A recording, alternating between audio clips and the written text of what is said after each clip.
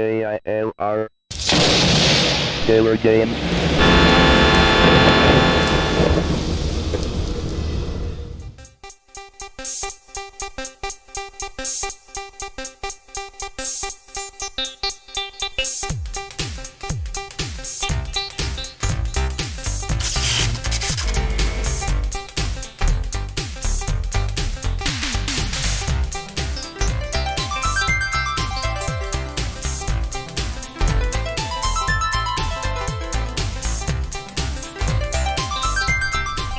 Hello, gamers, simmers, and pilots. I am the Killer Gamer. Welcome back to the Coast to Coast, West to East, featuring SubLogic Flight Simulator 2 for the Commodore 64.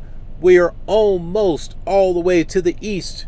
Our goal was to fly from Los Angeles all the way to Martha's Vineyard in real time. So we're not accelerating anything, which I don't think you can do on the simulator anyway. There might be an option in the menu. I don't think there is. Yeah, you can in like the simulation time. I think you can speed up in like Flight Simulator 4 or 5. I think you can do it on those. I don't think you can do it on this though. But yeah, I mean actually flying the whole way. So yeah, there's a lot of nothing to look at, or just very minimal scenery, but that wasn't the point. The point was to actually fly the entire journey, full flights all the way from the west to the east, and we're almost there. Been taking some time, and also doing it live streaming it, which is not an easy thing for me to do. With the type of work that I'm in, moving around, only having mobile internet to work with. Sometimes I'm in a great place, and sometimes I'm not. But yeah. So let's talk about where we're at and where we're flying. One more time, a look at the coast-to-coast map of all the scenery discs put together and where we flew from. So starting off in Los Angeles, we flew to Riverside, Palm Springs, Blythe, California. We landed in Phoenix, went to Globe, all the way up here to Gallup, over to Albuquerque, over to Tucumcari, landed in Amarillo, went over here to Oklahoma City, went up to Tulsa, made our way up here to St. Louis. We got out of the western scenery discs, went into the eastern scenery disc. This was scenery disc number 9. Went up to Decatur, Champaign, Illinois, down to Indianapolis, Cincinnati, and then we altered our course with the blue route here that took us to Columbus and Pittsburgh. That's in scenery disc number 11. Came back through scenery disc number 9, and then into scenery disc number 7, which is where Martinsburg is at, and then landed in Washington Dulles International. Went over to Baltimore, Washington, Philadelphia, John F. Kennedy, and our final flight. We are flying across Long Island, and we'll be landing at Martha's Vineyard. Control Tower 121.4, Martha's Vineyard's 108.2. So we got some, we definitely got some VORs that we can use along the way, as you can see.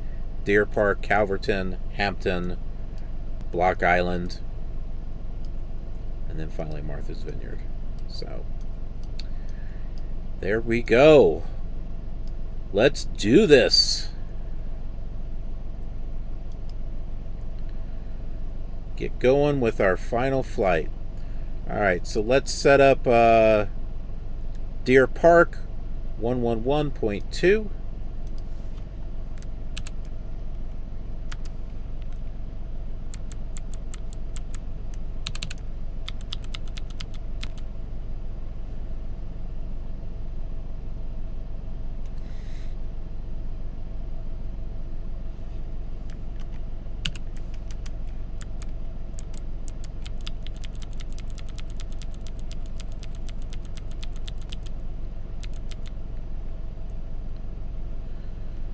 And I'd say let's go ahead and just take off from runway 4. We landed on 22.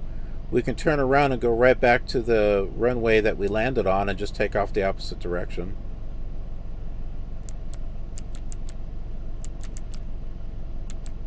Find out what heading we're supposed to fly here. About 074, 076 maybe. Maybe not.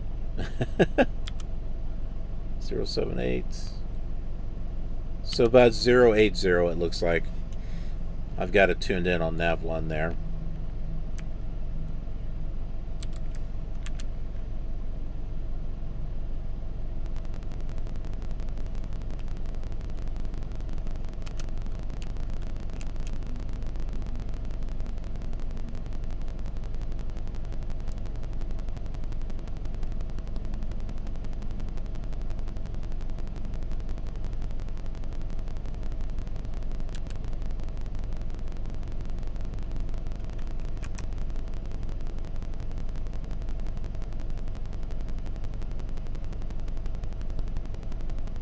Okay, so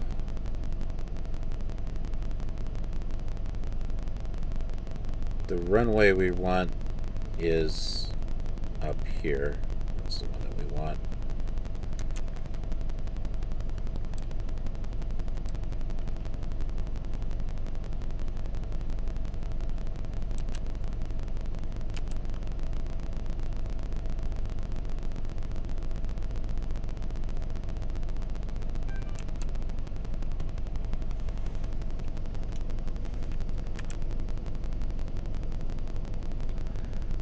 And there is a taxiway that we can take. We're gonna have to move ourselves around here a little bit.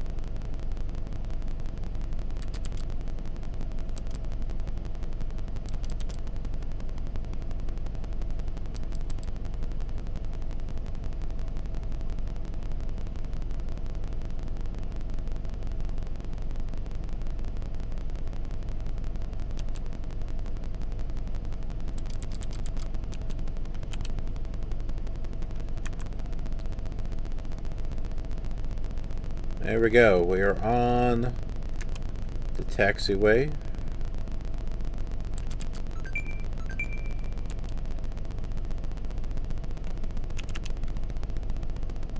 Just go ahead and follow this all the way down.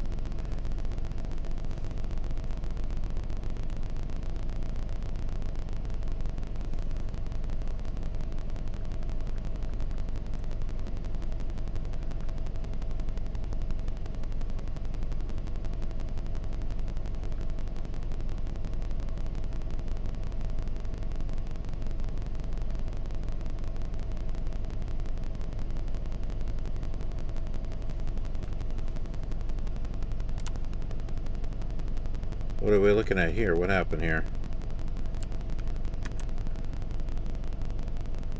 Oh. Alright, so I gotta move to the right and then to the left. Okay.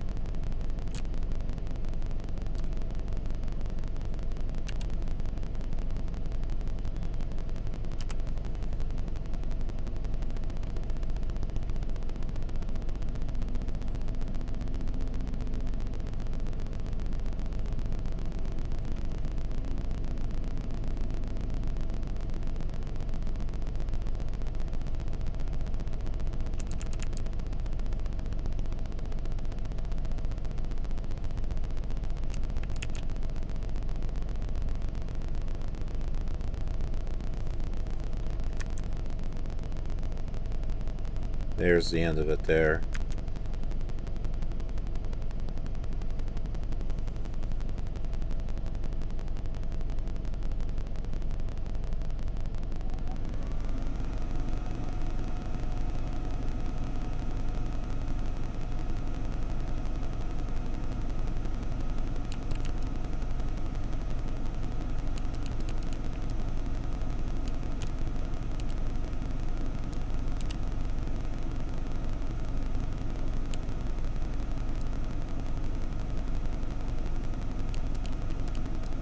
Is that the fuel box?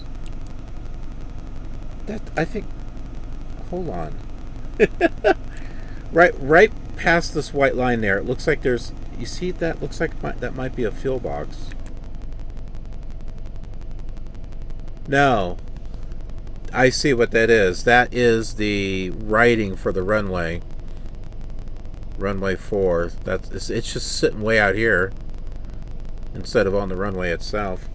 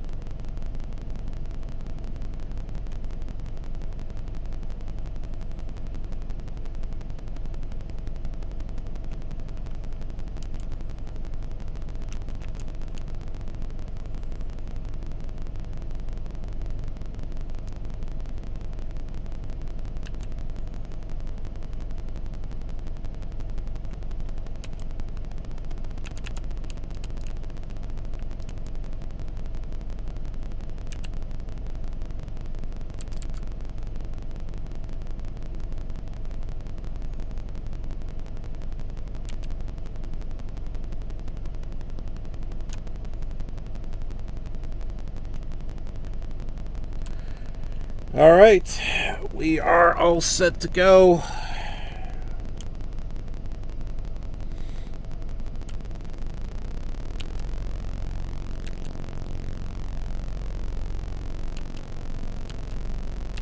Our final flight, let's make this count.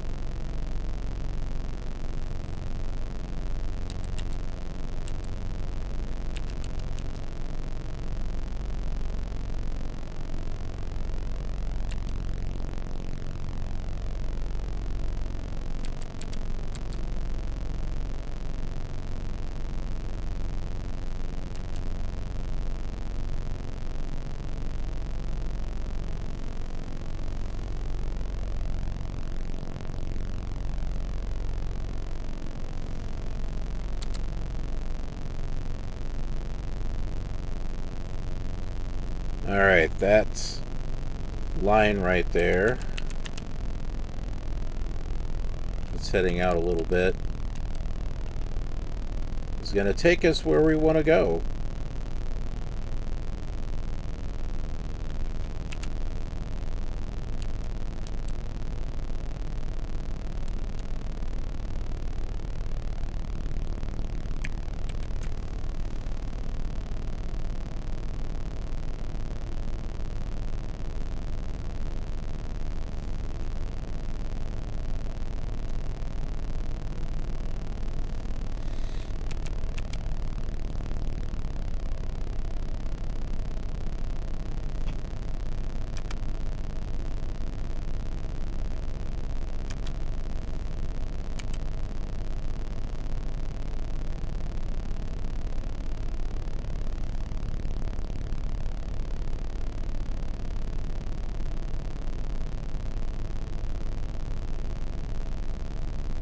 Got some blue stuff out there. You see that?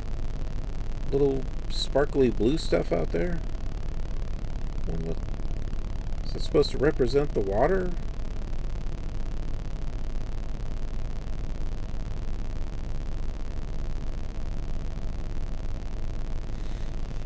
Just thought that was interesting.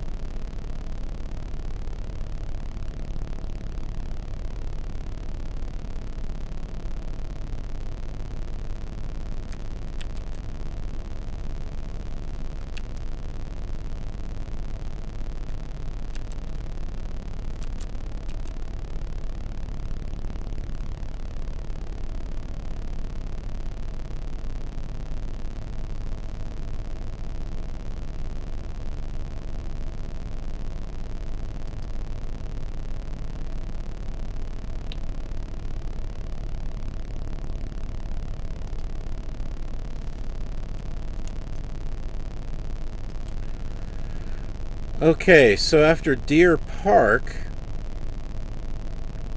we're going to have the Calverton VOR, which is 117.2.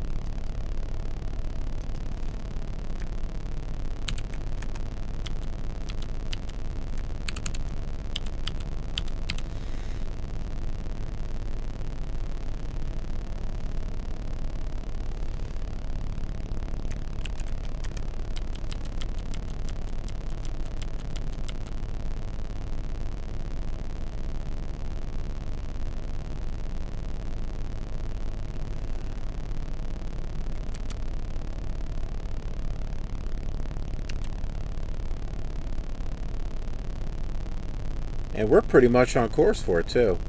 So I got that tuned in nav 2, and you can see we're pretty much centered there, just a little bit. That airport coming up, that is the Republic Airport.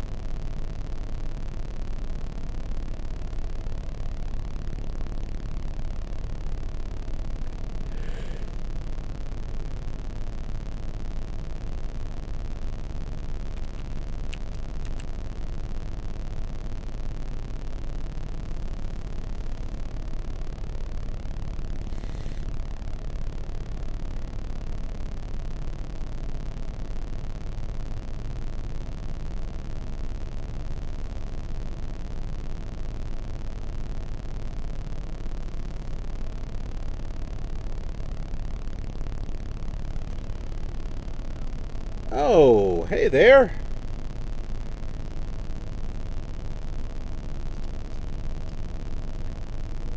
Cheezypoofko. I think it's been a while. You've been here on one of my streams before, haven't you? I forget what the last one was, but how are you doing?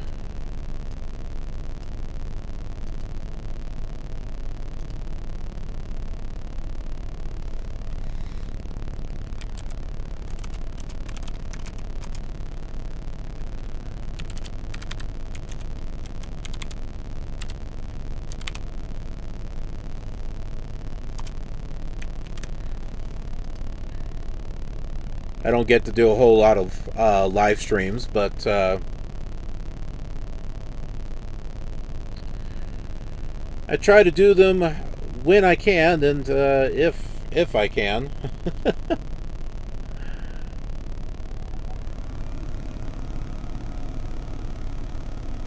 I've had some troubles with the stream today.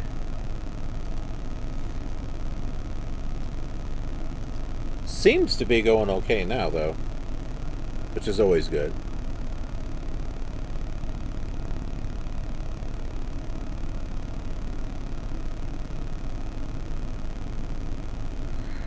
Yeah, this is very, very old school. And this is early morning that we're looking at here. About 10 minutes. It'll be dawn. So we'll have a little bit of color change. And then 30 minutes after that, it'll be daylight.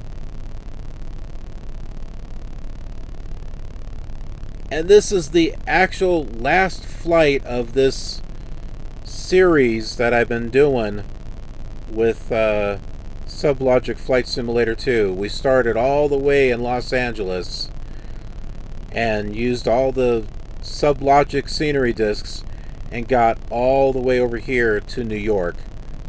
So we're flying over Long Island right now, on the way to Martha's Vineyard. So this is the last flight. What is it? The penultimate? This is the penultimate flight. And you're here for the penultimate flight to Martha's Vineyard.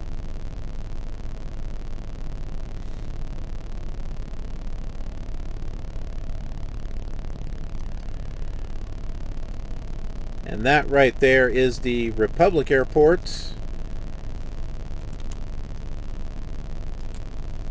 which if I show you here on the map, right here,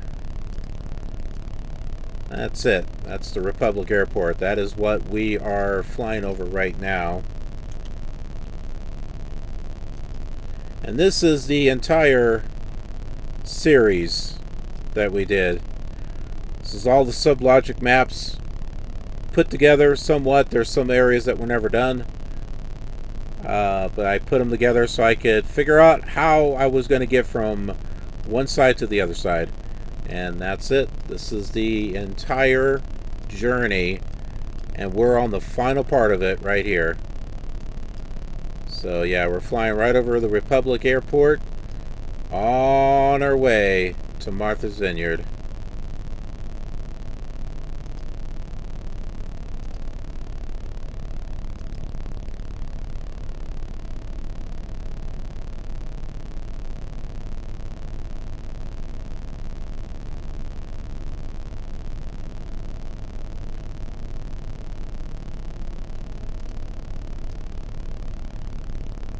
Yeah, I love the morning evening color change in the Sims. It's really nice. Wow, if I was flying into Arizona, then that was at the very beginning of the that was towards the beginning. I think the first flight was Los Angeles to Phoenix. So I think you were there. You're probably there for the first flight. You were either there for the first flight or the second flight.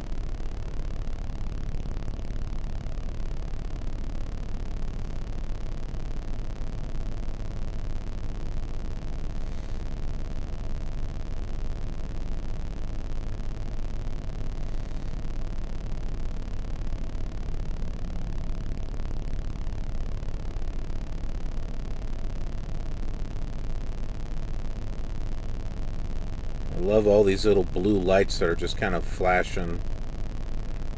No idea why.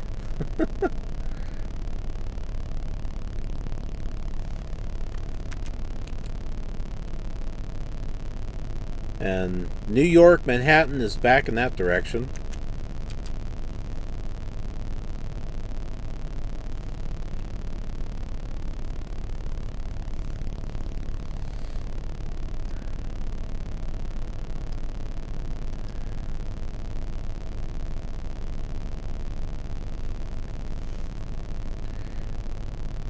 And although it's going to be the end for this particular series, I am making plans on doing another coast-to-coast flight with another retro simulator. And the next one I've got planned is Flight Simulator 3, because that one also uses the SubLogic scenery discs, but it has scenery disc number 12, which is the New York,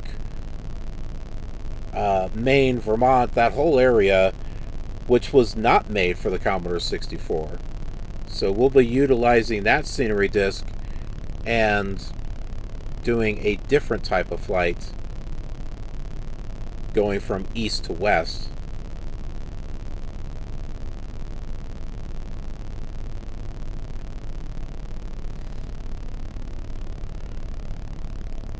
A little sneak peek of things to come.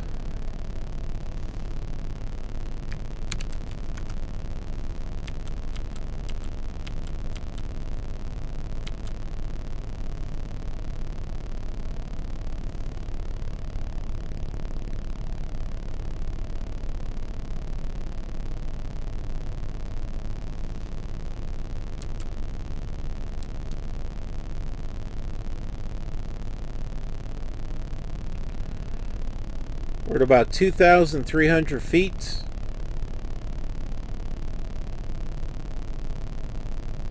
Not really looking to fly too high.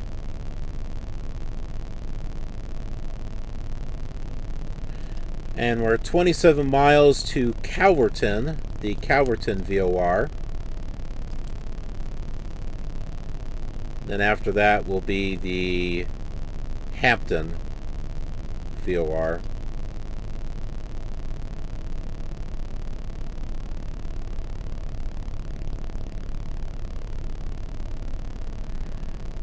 Well, it's dark right now. That's why you can't really see anything.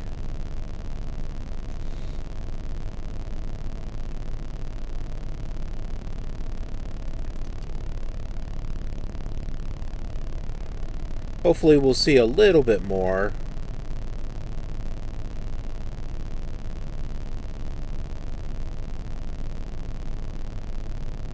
In about 2 minutes.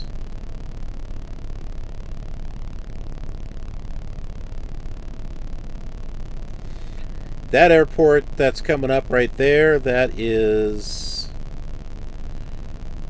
Long Island MacArthur is what that is.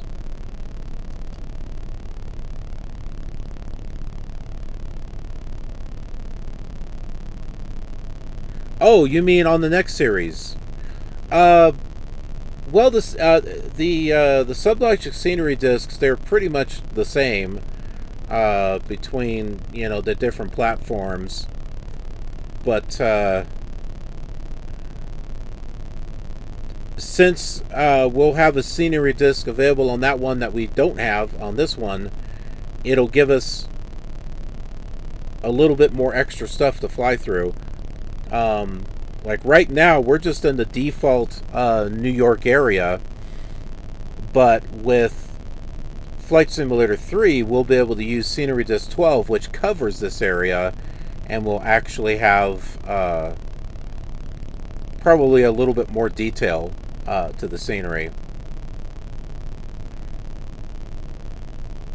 So yeah, so for those who have watched this Commodore 64 series and have seen this flight going across Long Island, we'll do the same thing, Flight Simulator 3, but we'll be starting up in Maine and coming down, and then I'll fly like the opposite direction across Long Island. We'll go to Martha's Vineyard and then across Long Island, so you can kind of see it the other way. And then we'll be flying down the East Coast and seeing stuff that, you know, we weren't seeing in this series. As opposed to doing just the same exact flight, because it's the scenery itself is going to look the same. It's just you know, the resolution might be just a little bit better.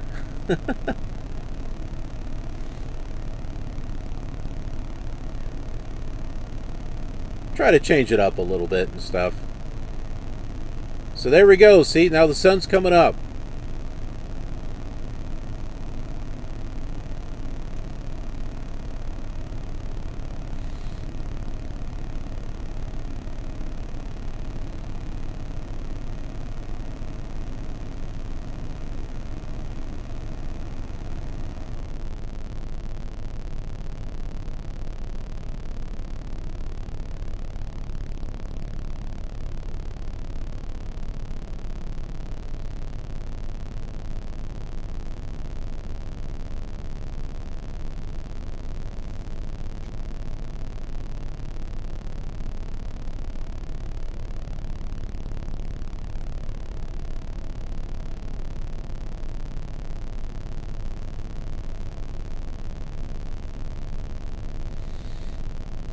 It'll be daytime by the time we get to Martha's Vineyard, so that always works.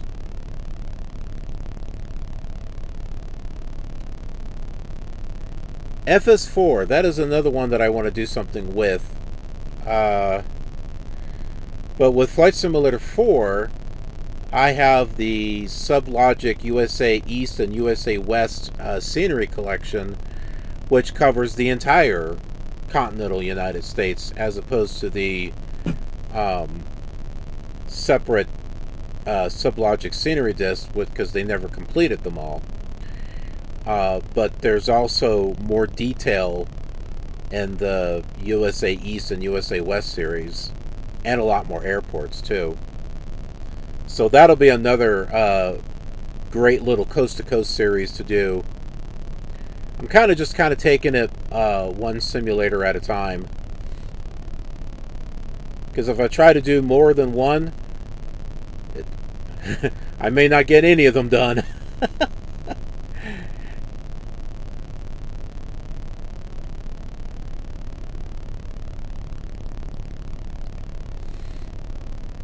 And try to do something a little different with each one, too.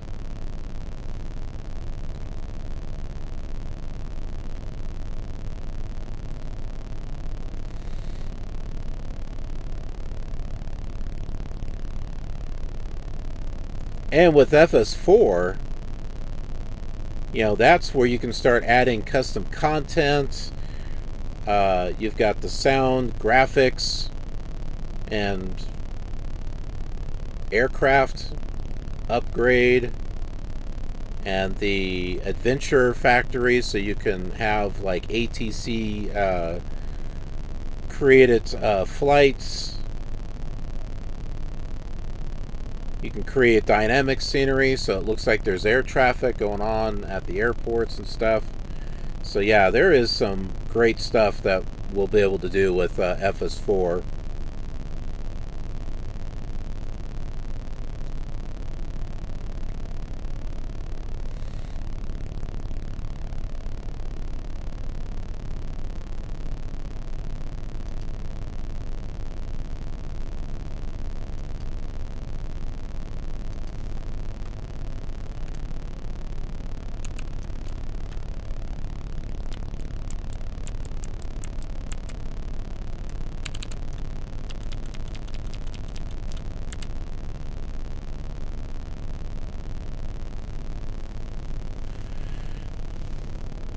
Okay, and I tuned in to, on Nav 1, 113.6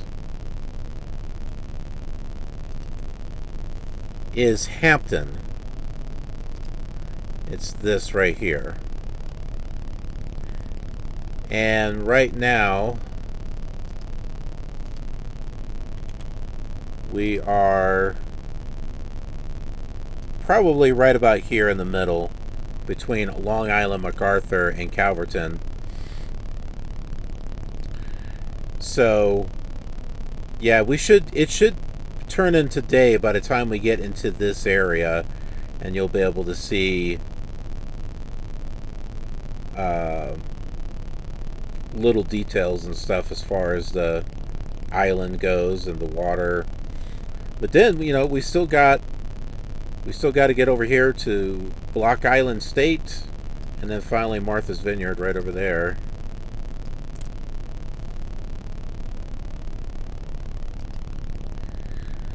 And I was thinking what might be cool is to do a touch and go at Block Island. Because why not? Why not? If I can line up with it.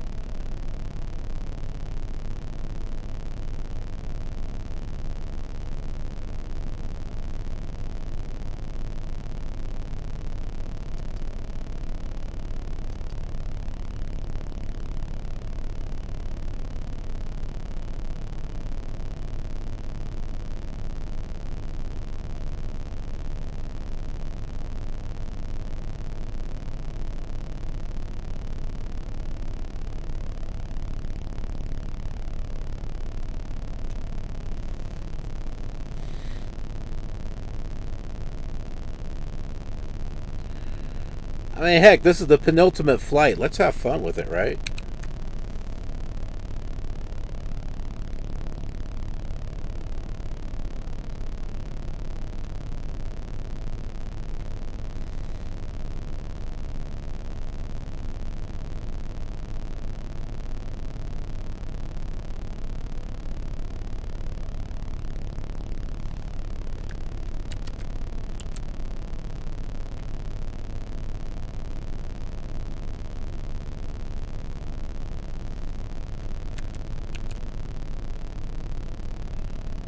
Looking behind us here. So we can't see the land mass or the water because it's dark. It's all one color. So once the sun comes up completely, we'll be able to see the difference between the two. Do I use NDBs often? Not often, no.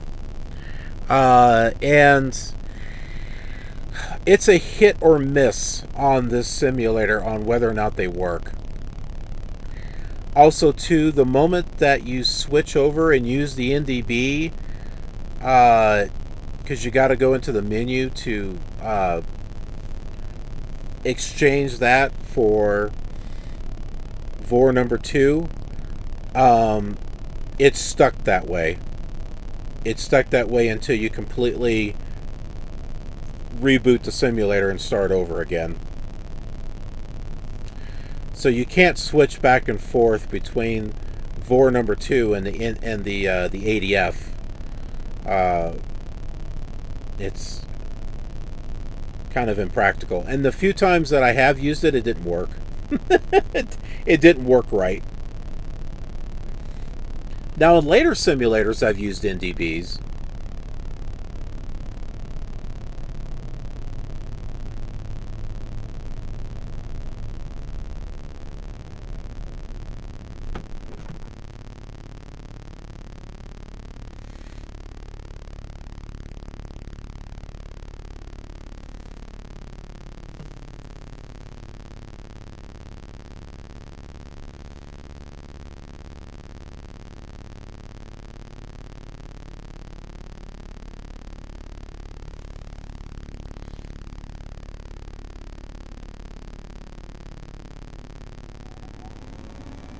Still not snowing out there.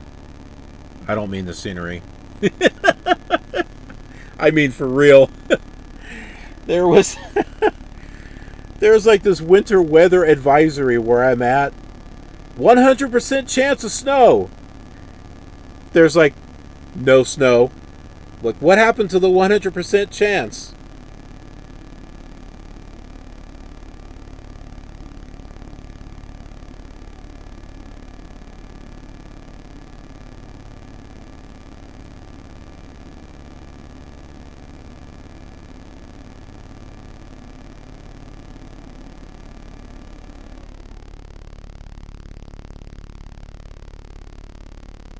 Ooh, Gas Station Simulator is on sale on Steam.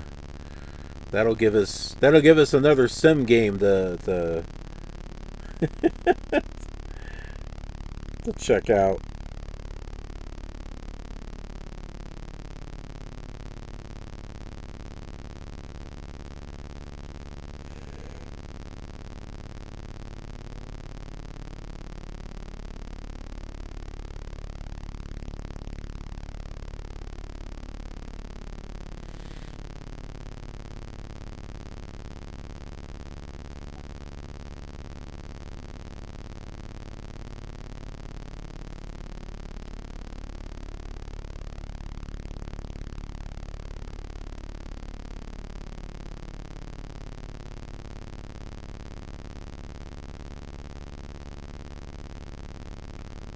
.34 degrees outside. It's just cloudy.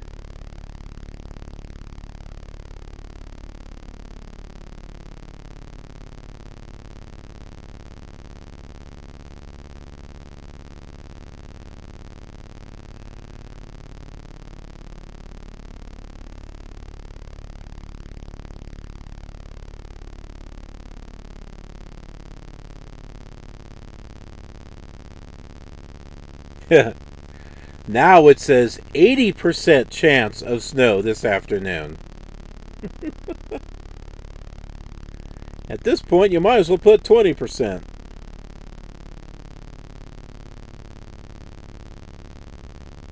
It was supposed to have high winds, 20 miles per hour, gusts up to 30 miles per hour. This is in Utah. And like, none of that has happened.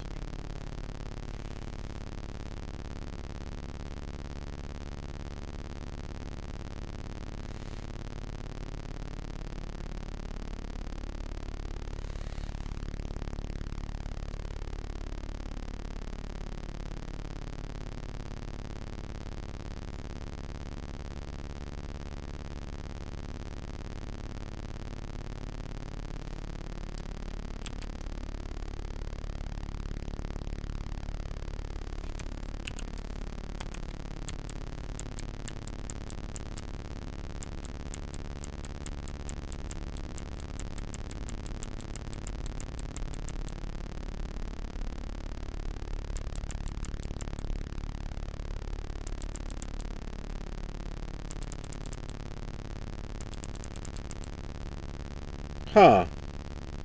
Nav 2 is doing something really weird. The VOR is... It was centered. I don't know what... Look at this. I don't know what it's doing now.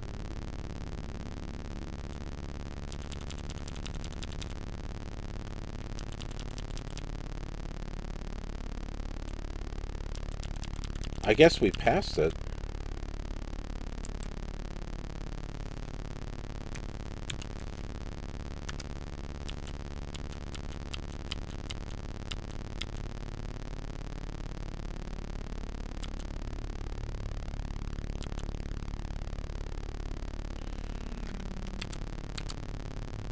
Alright, let's turn to a heading of 100. That'll get us to our next waypoint.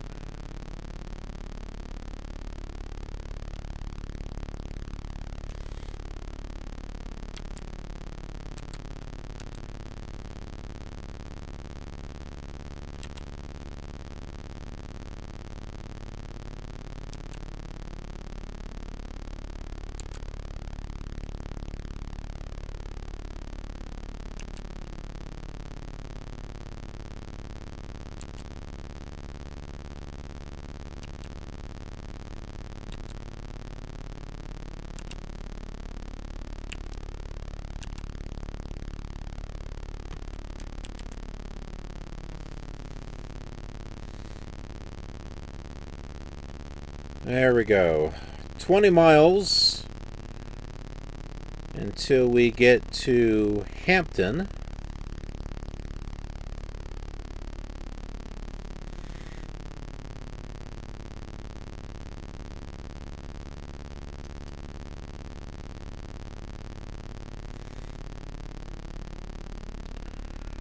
And we got about 15 more minutes until daylight, until daytime.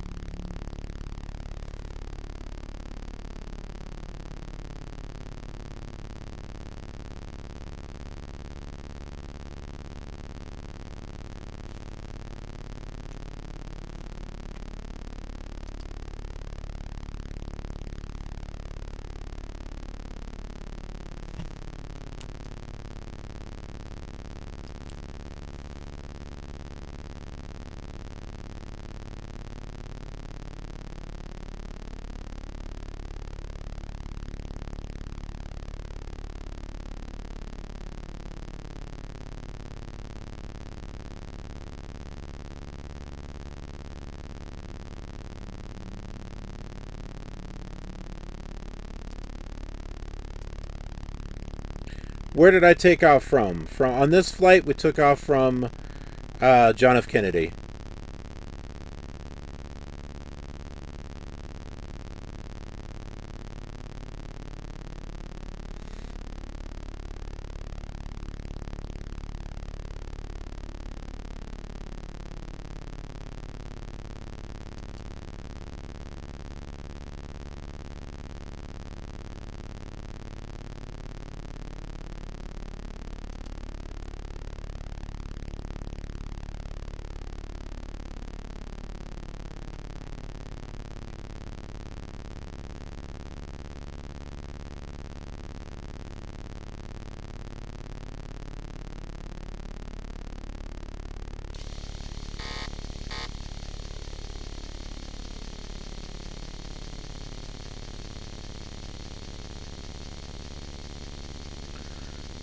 Oh, hey there, toyotajet. Good to see ya.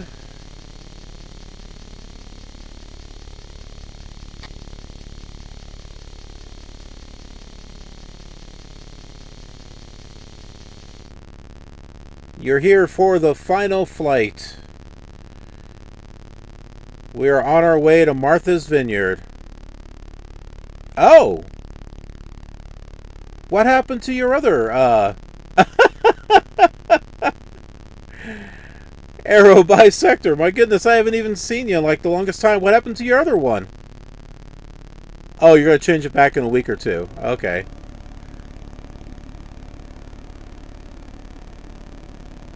What type of plane is this? On the Commodore 64, it's actually a Piper Archer.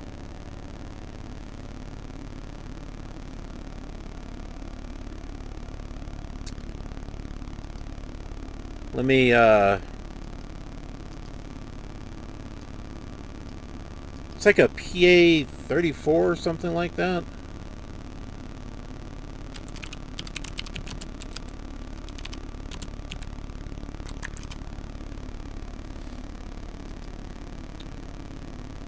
I'm looking it up here.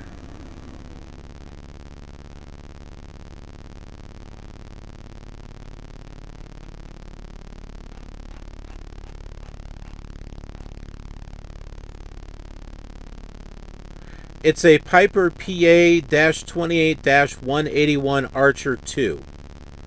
That is the plane that is simulated on the Commodore 64. So it's not a Cessna.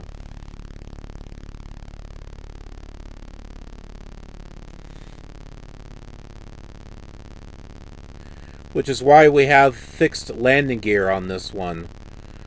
There's no retractable landing gear on this. Whereas on Flight Simulator 1 and 2, you did have retractable landing gear.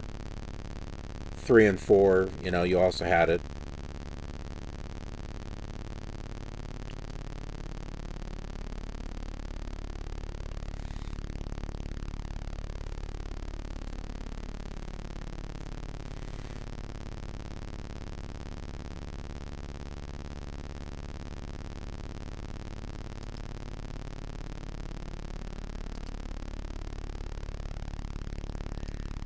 And I actually have a PA-28-181 Archer 2 for X-Plane.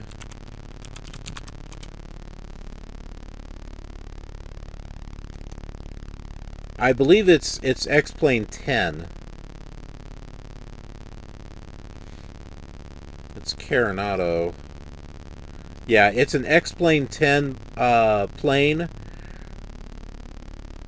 But it works on X-Plane 11, but it does not work on X-Plane 12. I know that.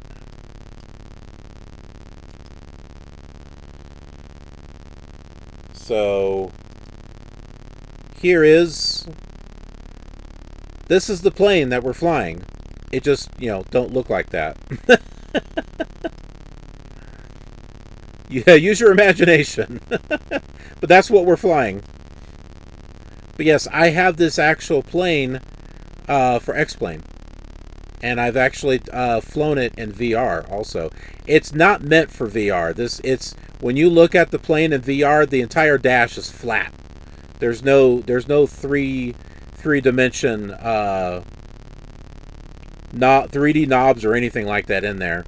But, you know, that's okay. The idea was flying it. I flew it in VR and did the Chicago Megs to Champaign flight, but did it in VR with X-Plane 11 with that plane, just to kind of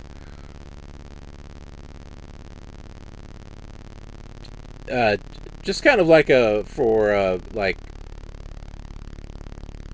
since I did that flight a lot in the Commodore 64 with this type of plane, I wanted to kind of try it, you know, in VR with that plane, with X-Plane.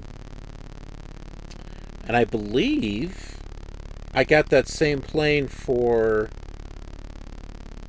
prepared. Maybe. It's not available for Flight Sim 2020. I know that. How is Microsoft Flight Simulator going? I don't know. How is it going? I haven't flown it in a while. I've updated it. Not recently, but I did update it. But yeah, I haven't really done anything with it.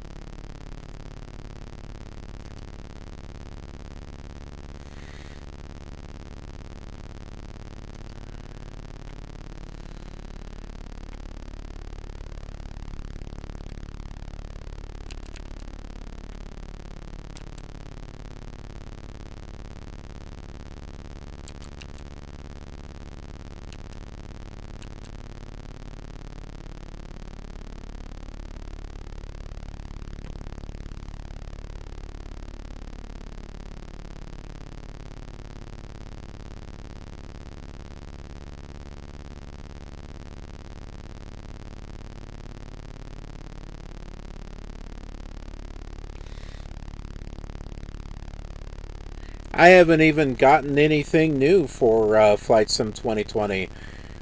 Just money. I wanted to get the PMDG 737. Haven't been able to get it. I wanted to get the CRJ. Haven't been able to get it. They've got some steam gauge upgrades for some of the default planes. Haven't been able to get those. Like, I think they did a steam gauge update for the Cessna. They got one for the Bonanza. And the King Air, I think. All those I would like to get. Just haven't been able to afford it.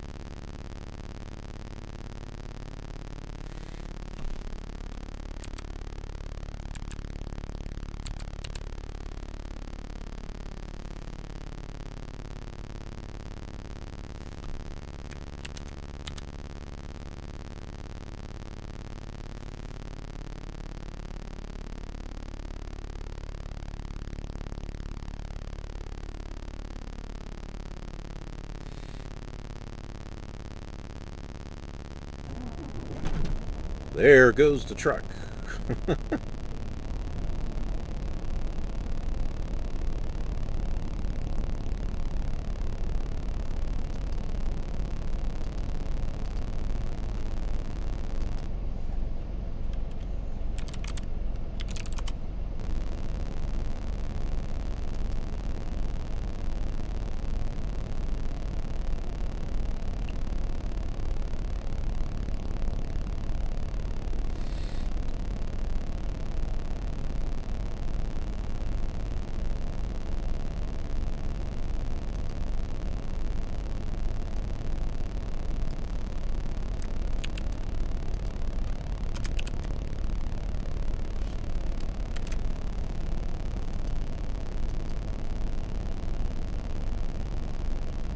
I'm fortunate I'm able to stream this simulator. If I tried to stream Flight Sim 2020, you might get like a slideshow or something.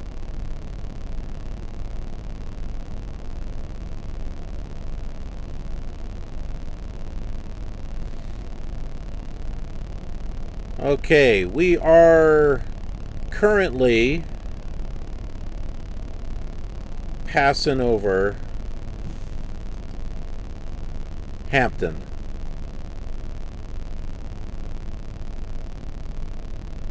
Now we're going to be changing our course here a little bit.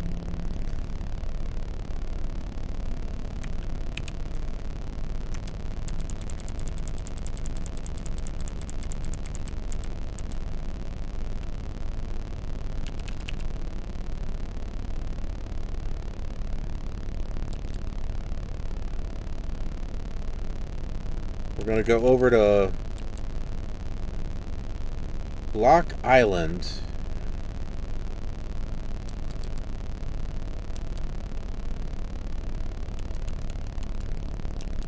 So I'm moving us so that way we can intersect a the 060 vector out of the Hampton.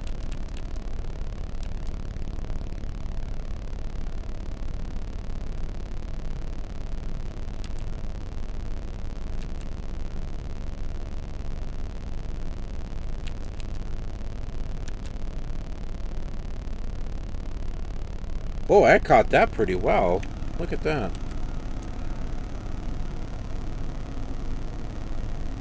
Right on it. I got on it. Didn't pass it or anything. Okay, so we're on the vector 060. Now I'm going to be tuning in another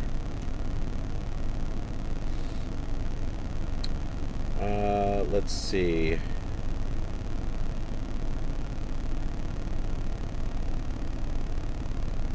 .70.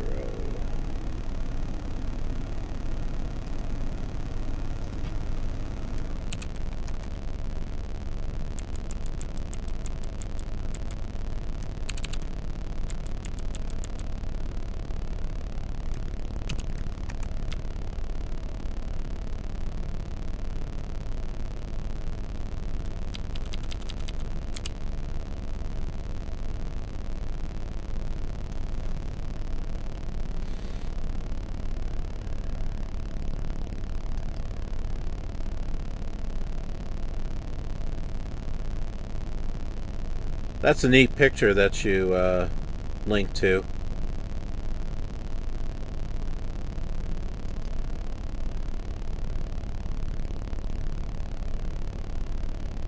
For those watching this later, this is the picture that aerobisector / toyotajet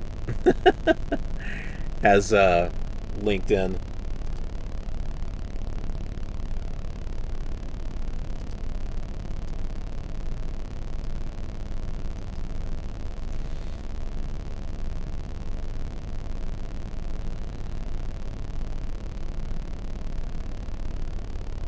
So I've got us heading in a direction to where, and I'll show this as soon as the sun comes up and we've got our daylight. But when basically the VOR number 2 here, when that needle centers, we'll be turning at a heading of 090, I think, which will get us to Block Island. And hopefully we can do a touch and go, if I can get lined up with it correctly.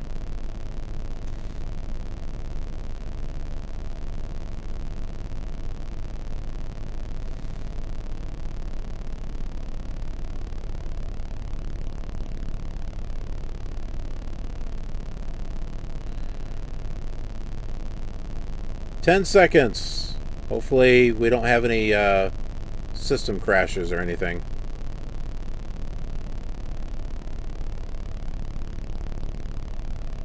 There we go.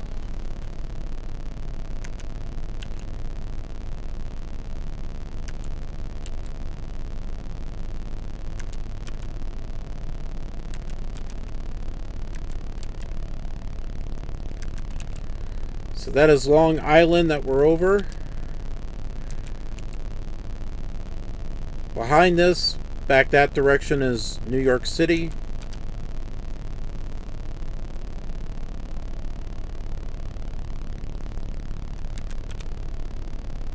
And I think this little green that's showing over there, I think is Block Island.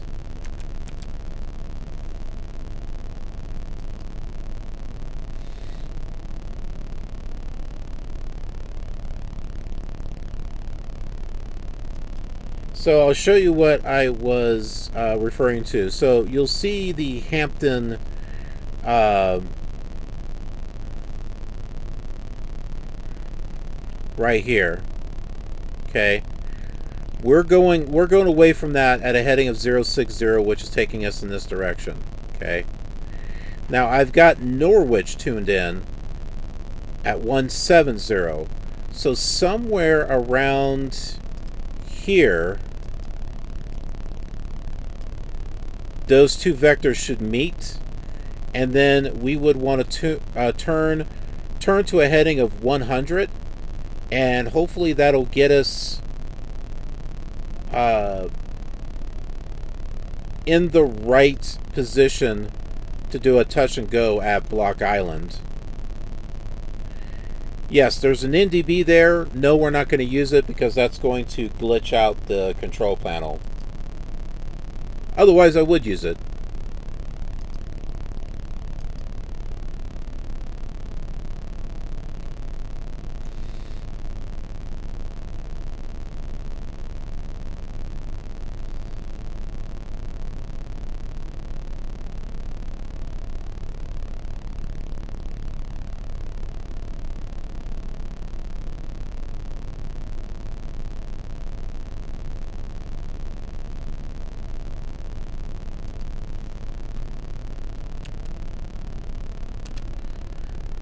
Yeah, it's funny. When it comes to steam gauges, I'm all about steam gauges. I love that type of navigation.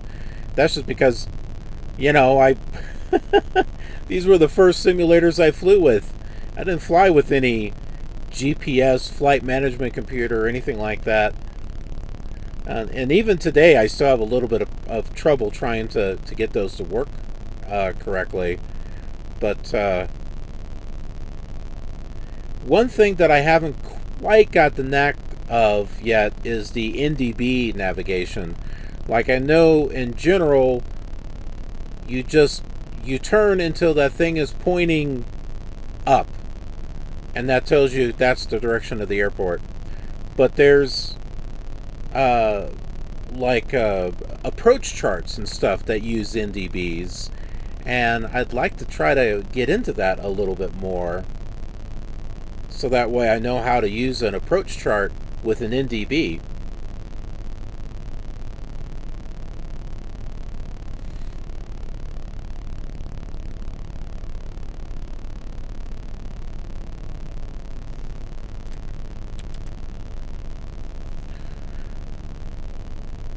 Okay, so we all are going to want to keep an eye on OBS 2.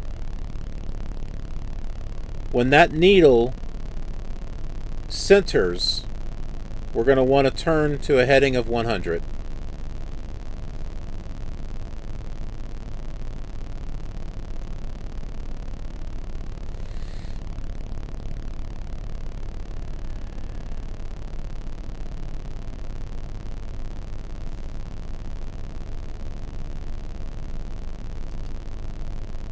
We might be close enough to pull up the control tower on Block Island. Let's see.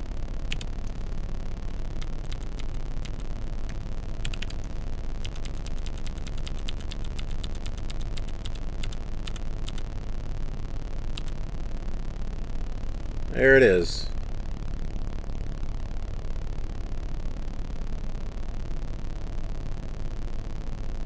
Runway 10. Well, good, because that's the one we're going on.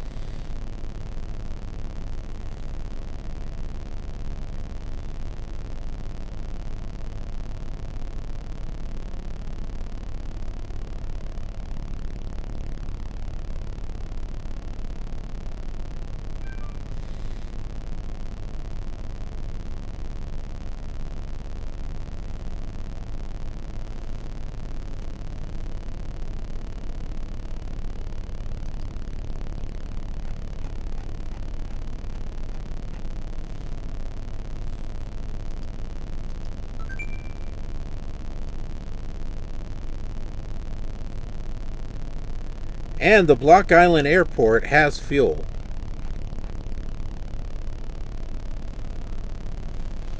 I don't think we're going to need it, though.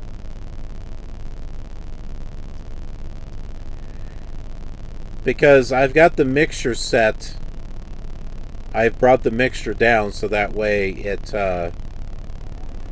is not burning as much fuel. And here's the interesting thing. The mixture does actually work on this. Because if I have the mixture all the way up, it burns through fuel quickly. Bring the mixture down, it doesn't burn through the fuel as quickly. But wouldn't you know that in Flight Simulator 3 and Flight Simulator 4, there's no mixture controls for the engine. At least I don't remember seeing it. But yeah, I've been asked if the mixture controls work on the Flight Simulator 2, and they do. It does actually make a difference. Now the transponder, which you can see it says 1200, you can change those digits. It doesn't do anything, but you can change the digits. I like how it's in the instructions. You know, oh, if you want to change the transponder, hit T and then up or down. If you want to do the second digit, you go TT. Hold on. So like T and then... Oh, okay, so no, that wasn't right. I need to do Control T. There, you see how I'm making the first digit in the transponder go up? See that? And then if I go Control TT, I can do the second digit. Do it 3 times. Now I can do the third one. Now I can do the fourth one. It doesn't do anything. I mean, it's in the instruction manual. It's like, oh, you can change the transponder digits. Great. Why? I don't know.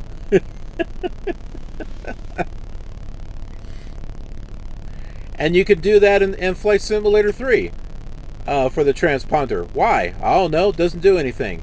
Now, Flight Simulator 4, on the other hand, when you have ATC-generated adventures and they tell you, change your transponder to such and such and such, then it actually has a purpose. But yeah, in Flight Simulator 2 and Flight Simulator 3, it's just there. You can change the digits on it, but it doesn't do anything.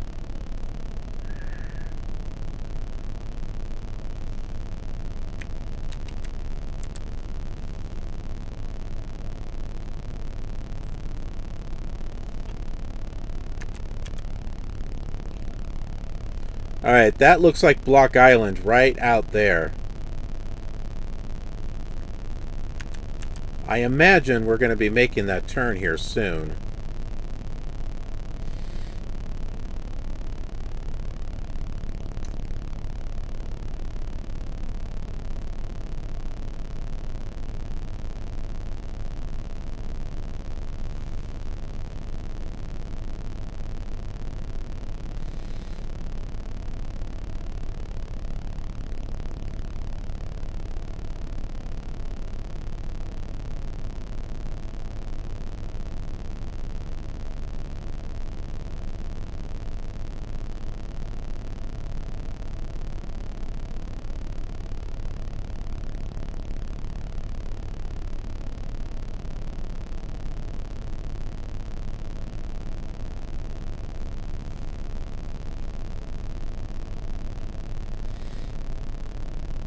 Inusik! Well, hello. Good to see ya. You're here on the penultimate flight of this Coast to Coast series. This is the final leg of the journey to Martha's Vineyard.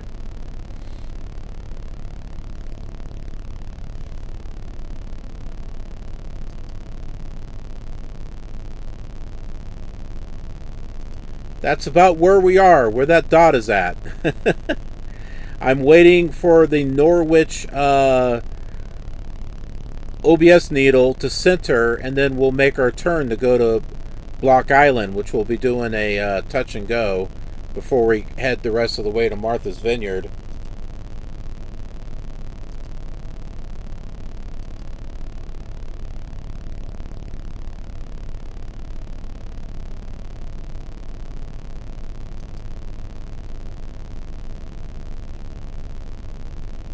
Yeah, you know, when you look at this scenery here, it looks just like New York. It looks just like New York State. Oh, look, look, look, the needle. The needle down below. You see that? It's moving. It's moving.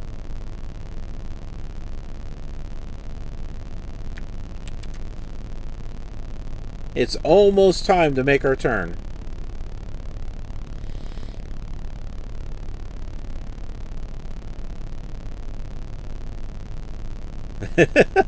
Precisely.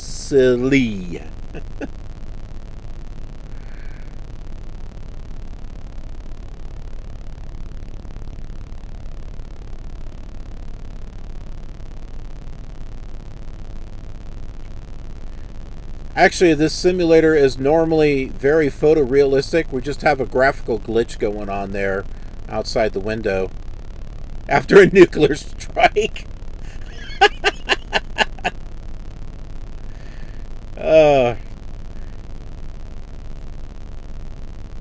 Hopefully that doesn't happen.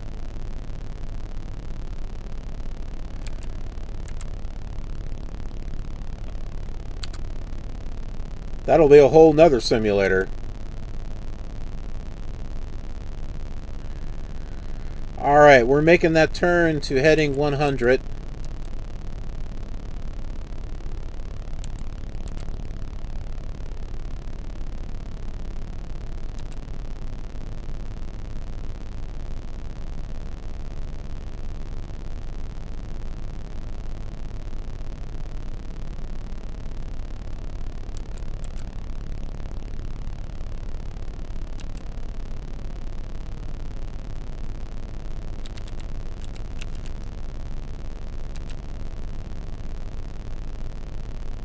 Oh, that can't be right.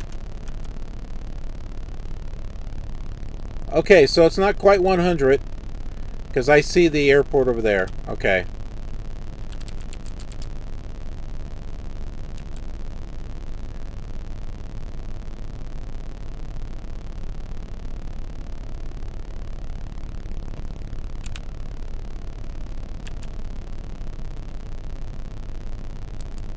Alright, there's Block Island right there.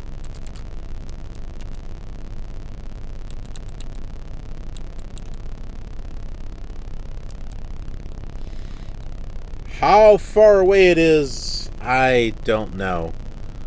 I do not know how far away it is at all.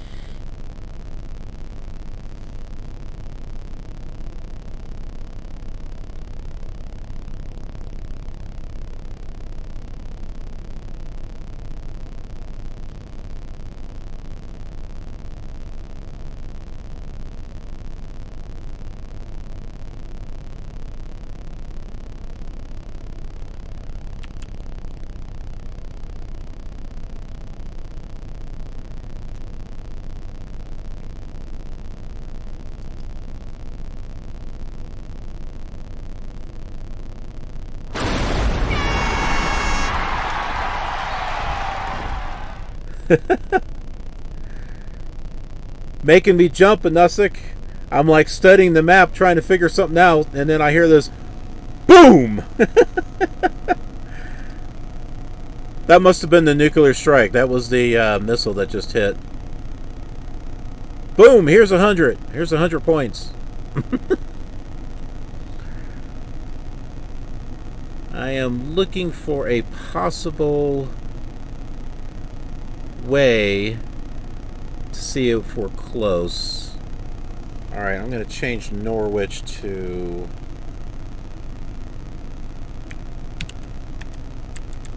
1160.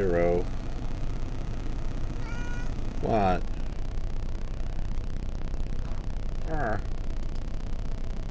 Hampton 080.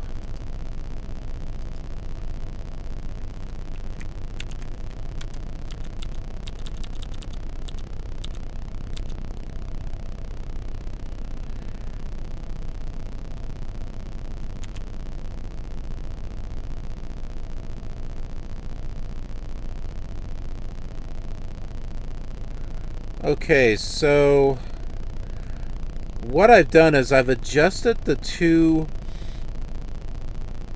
OBIs here, the omni bearing indicators, so that way when both of these needles center, we're relatively close to the airport. So we don't have any DME, so I'm trying to set this up to where when the needles get really close to the center, that's telling me that we're getting really close to the beginning of the runway.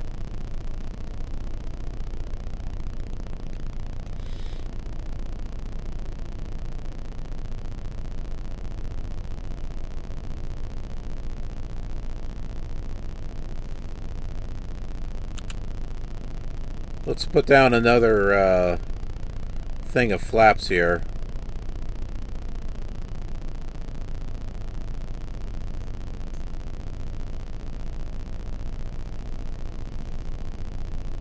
Shot 97.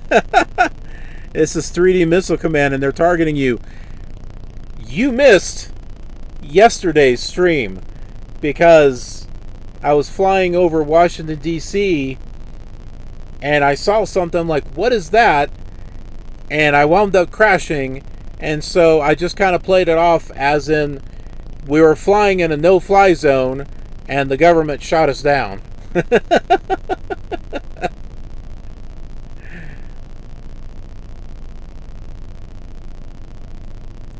In reality, I just lost control of the plane.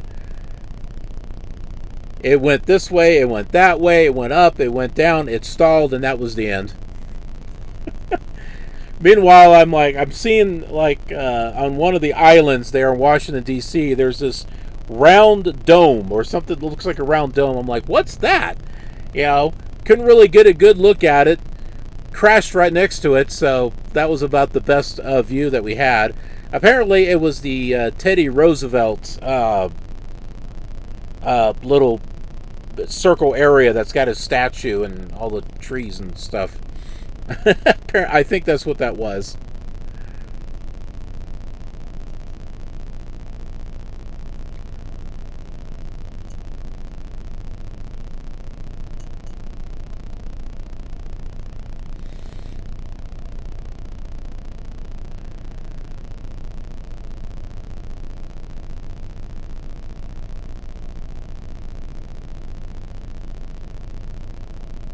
And we're like looking right at this.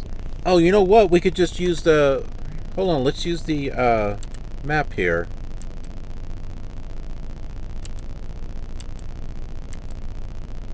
Okay. That's something. Not much. Oh, okay. We're off. We're way off. The runway is actually this way.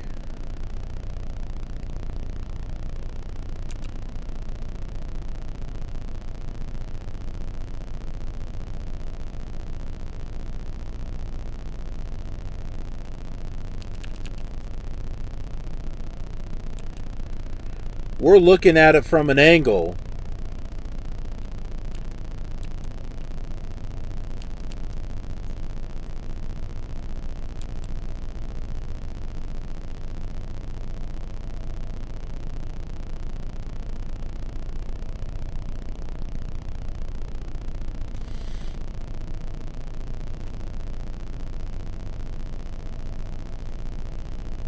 I think that's what I was trying to do, but I didn't do it correctly, obviously.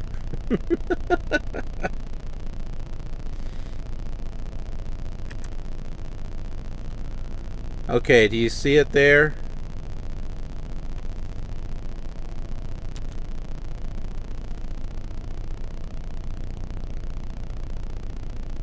Sometimes you have to use the map to sort of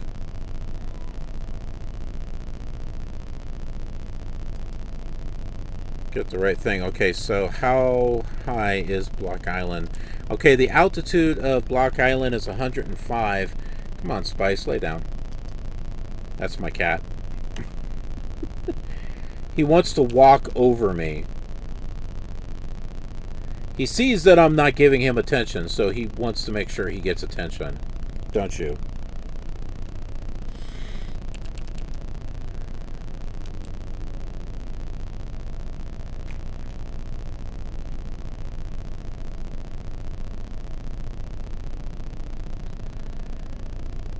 Yeah, left base. That's what it does look like.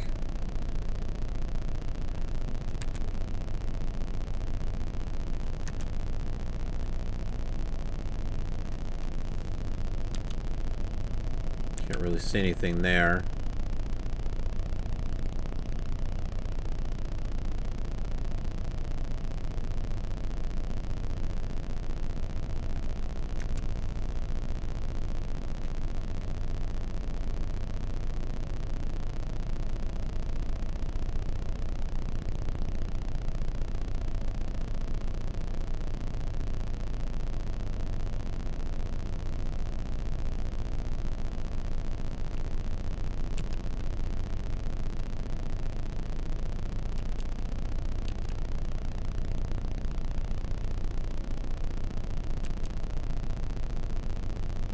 What?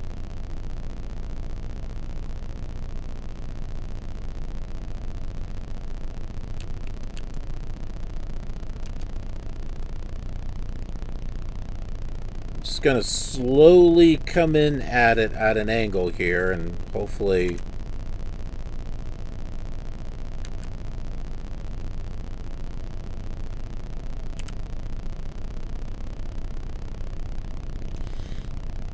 it'll be enough.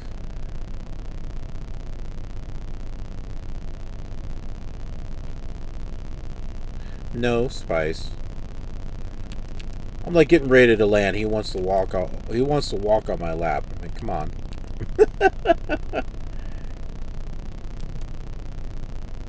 That's dangerous.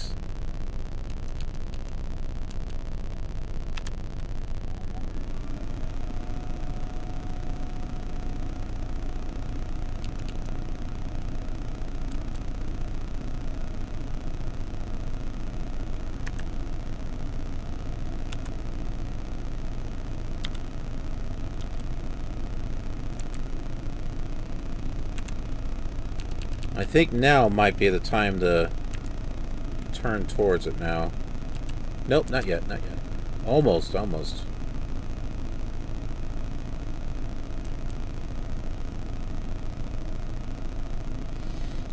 I know, exactly. He knows I'm landing. He does that almost all the time.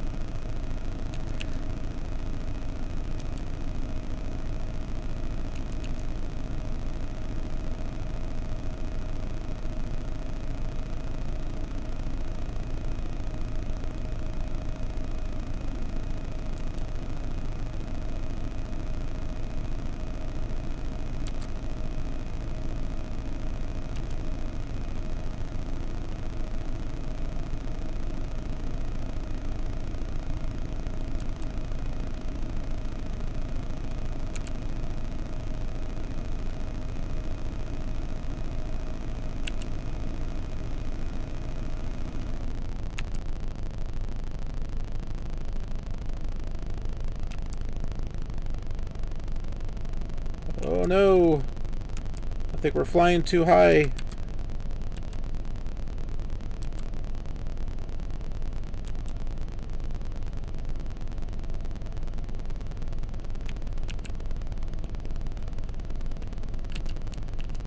Come on the... Ah! That's not quite on the runway.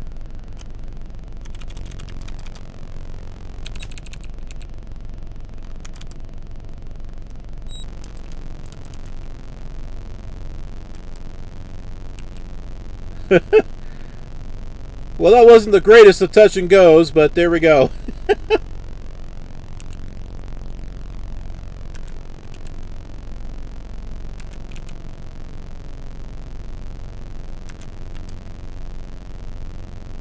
It looked like I was like lined up, and then it decided to shift over to the side.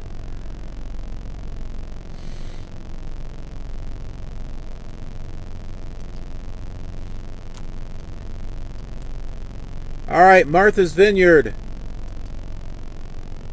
Our final location, 108.2.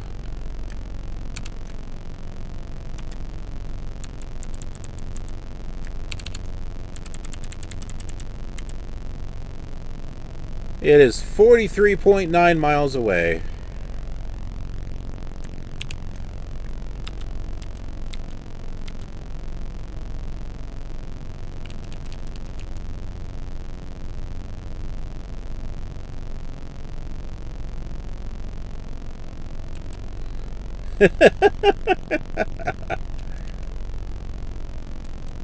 We were doing a bush landing, sort of.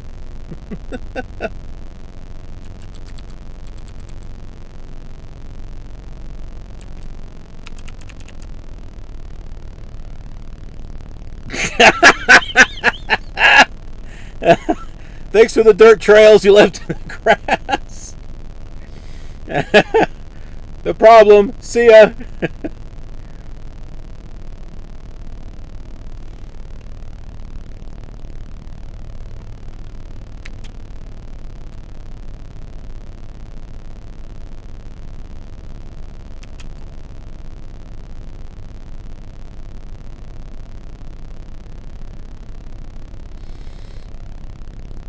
That one was a little tough though, because it's like the runway didn't really come into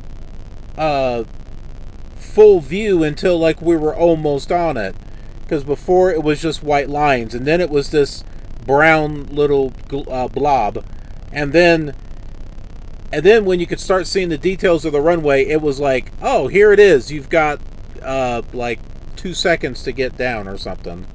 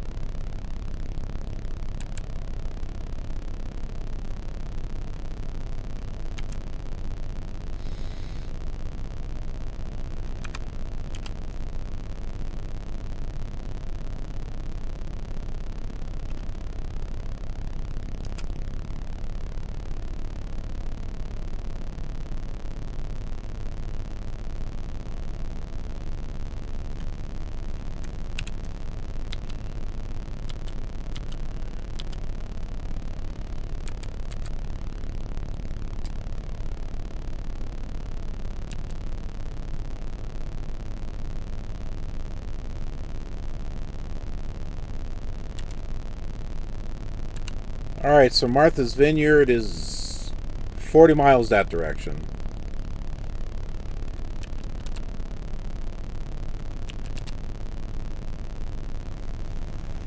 You can see the island from here.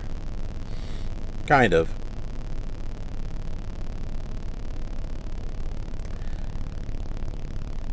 Now here's the interesting tidbit of information. There was no ILS programmed into John F. Kennedy International. So when we landed there on the last flight, there's no ILS. The only airport in this default area that has an ILS runway is Martha's Vineyard.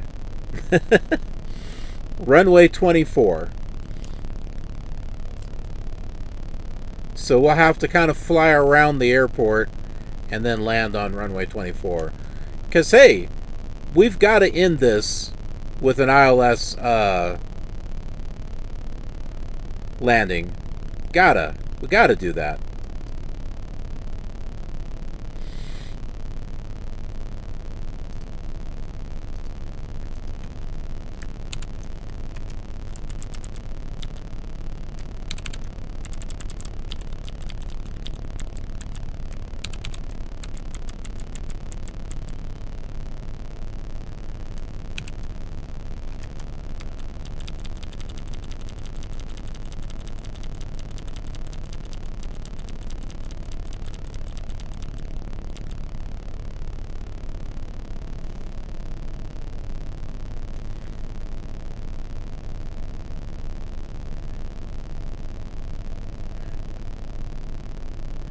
Well, hopefully when we end with a bang, it's not a bang as in a crash into the runway.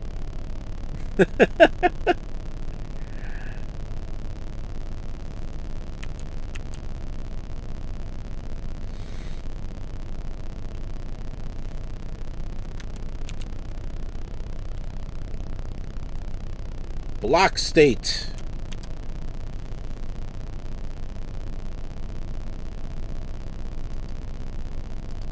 I'm curious on what that actually looks like.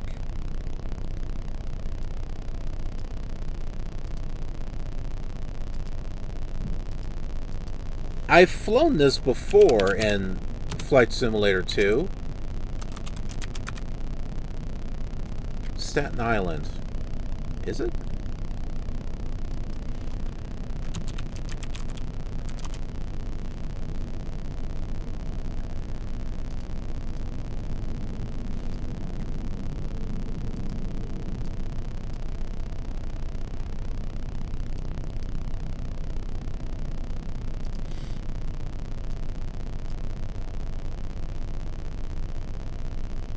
Come on, Internet.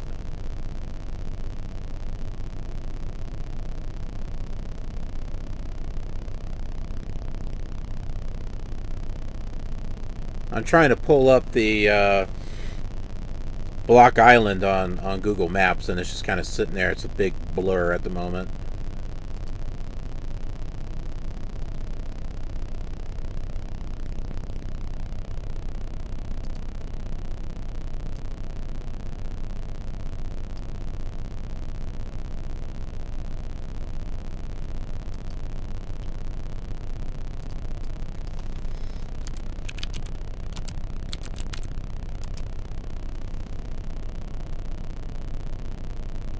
Ooh.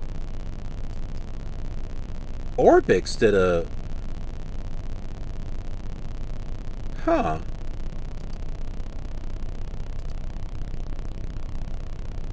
It's for FSX and prepared, but look at this. So Block Island State Airport, this is the one that we did the touch and go at. They have it for FSX and prepared. Here are some pictures of that airport.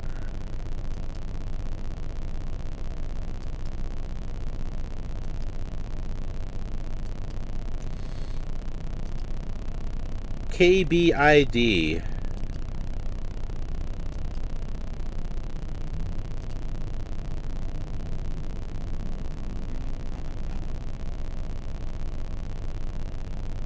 About $16, 16 US dollars for that.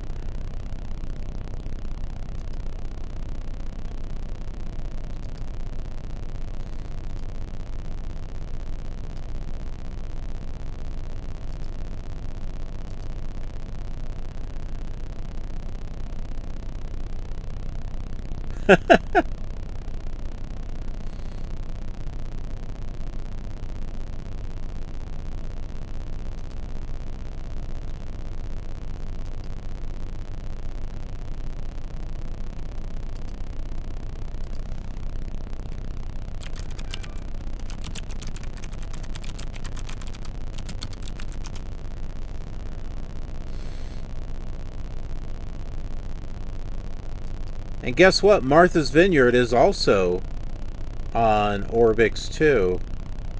This one, they actually do have that for Microsoft Flight Simulator. The quaint New England island of Martha's Vineyard. Popular destination for U.S. presidents as well as transporting people by bus and plane from other countries. Anyway,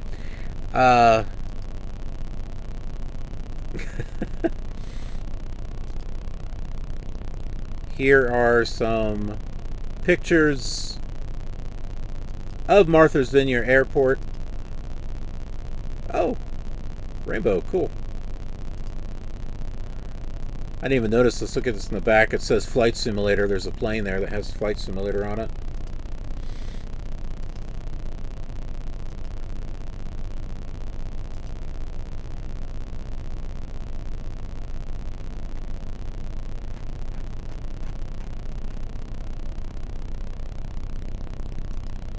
And when we land there on the Commodore 64, it's going to look just like that. It'll be just that detailed.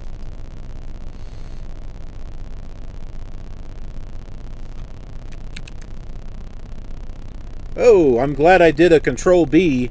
Did you? I don't know if you saw that just a moment ago, but the altimeter was saying it was like 5,000, and I'm going down, and I'm like, what?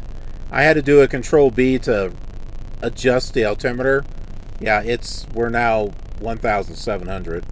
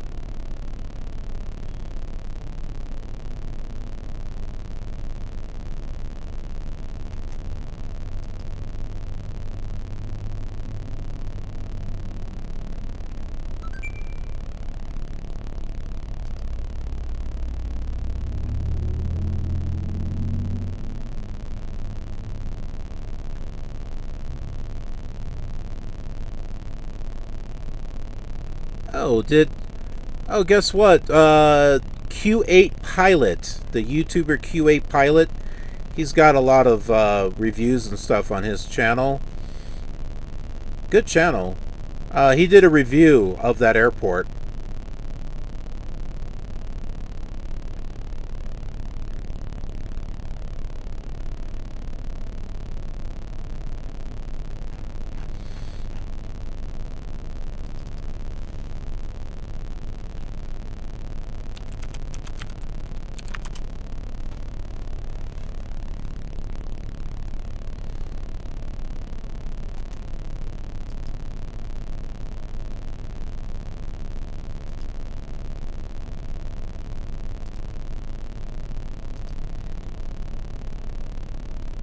Now, you could always get it for X-Plane, and it would be free.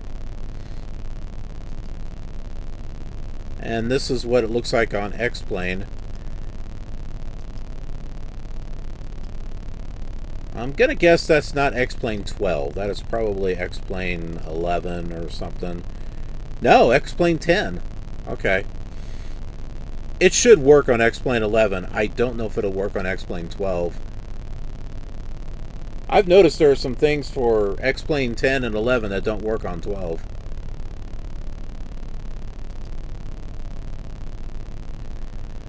But they do have a payware version of Martha's Vineyard for X-Plane 11. It's on Sim Markets. We got some in-flight entertainment here, so I'm gonna mute that there. Can I go full screen? No, but there you go. That you can see a. Oh, that's a long video. Okay, we don't want that. Let's see some actual pictures here. So yeah, this is for X-Plane 11 here.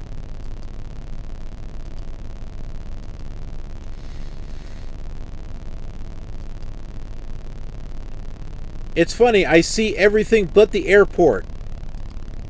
It's like everything but the airport. I saw like there's the airport there, but what about the rest of it? Or does this just fill in the area and not the? I think it's just the island. I don't think it does anything with the airport. For €9.74. They should have had something. They should have had the airport.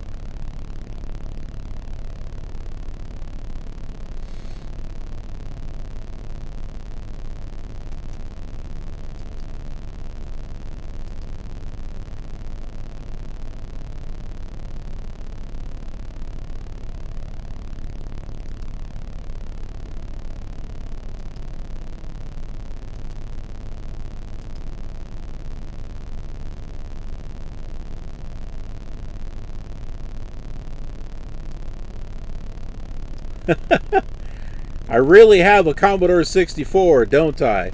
I know. See, I'm pulling up all that information on the Commodore 64, and I'm streaming from the Commodore 64, and I'm recording from the Commodore 64. It's impressive, isn't it?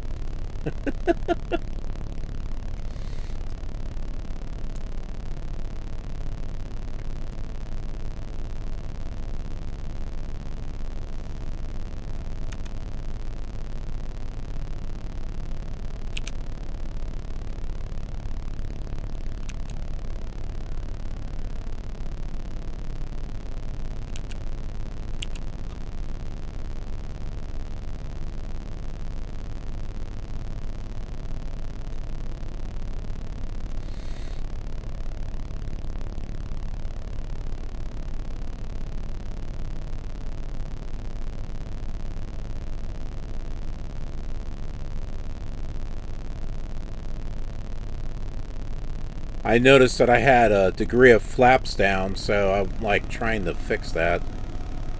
If you're wondering why the plane is going up and down, that's why.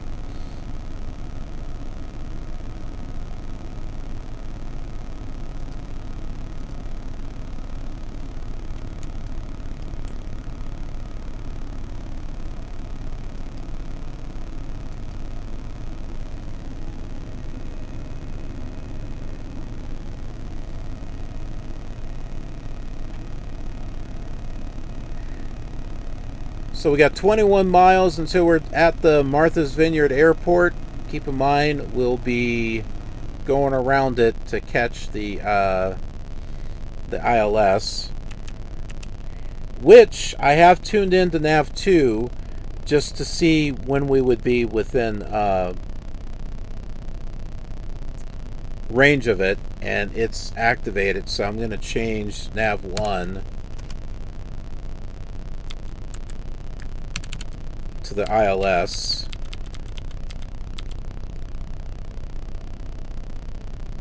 and change the OBS to 240 because the runway is runway 24.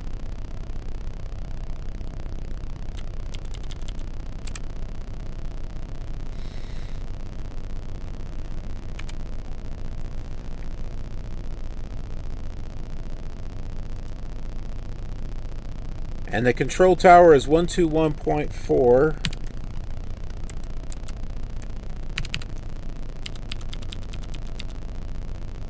There it is, Martha's Vineyard information. Landing and depart runway 6. Nope, but we're using 24.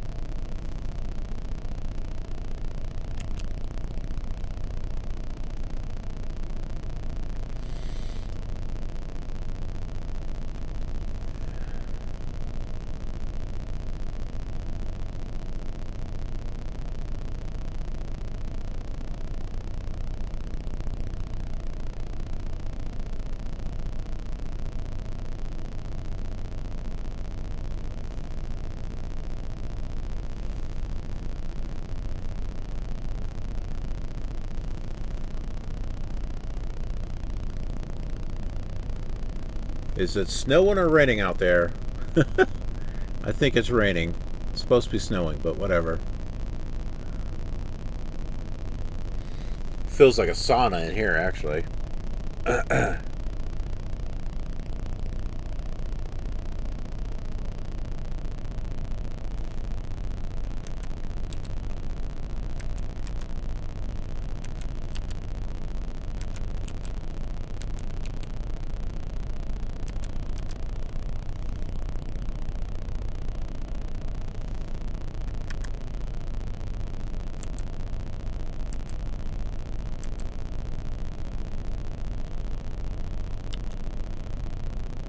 Alright, so that looks like the Martha's Vineyard Island right there. Looks just like the pictures.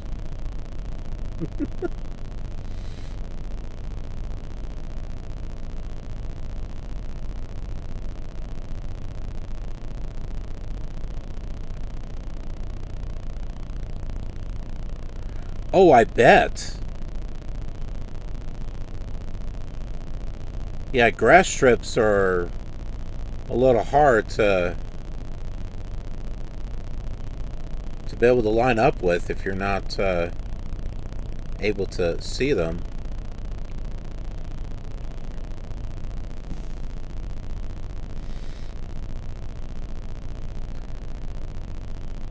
Ah, there's the airport. Airport is in sight.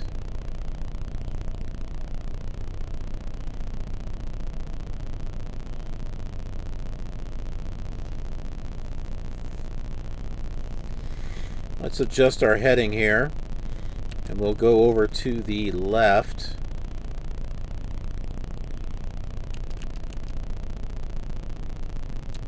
I want to come into this correctly.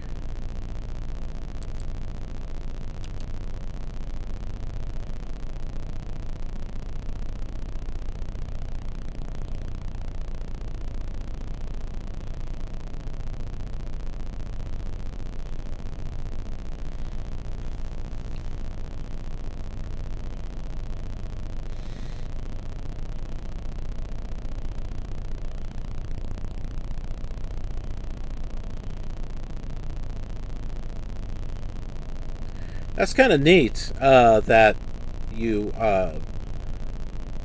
do landings at grass strips, because that means that, you know, you're doing something different. I don't tend to actually go for grass strips, but it's something that you don't, you know, normally see. You know, if you're going to watch someone on Twitch or watch someone on YouTube, chances are they're not going to be doing a flight to a grass strip. There might be some out there that's, you know, they're doing bush flying or something, but yeah, landing on grass runways or even water runways is not a very common thing, I don't think. Yes, I am trying to get into the water runways. That is correct.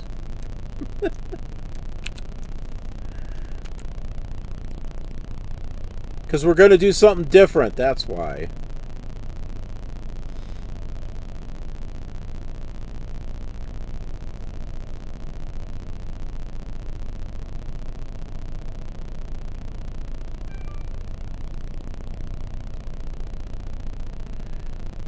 I'm going to take us past the airport and around so that way we can line up properly with the runway and the ILS and all that other stuff.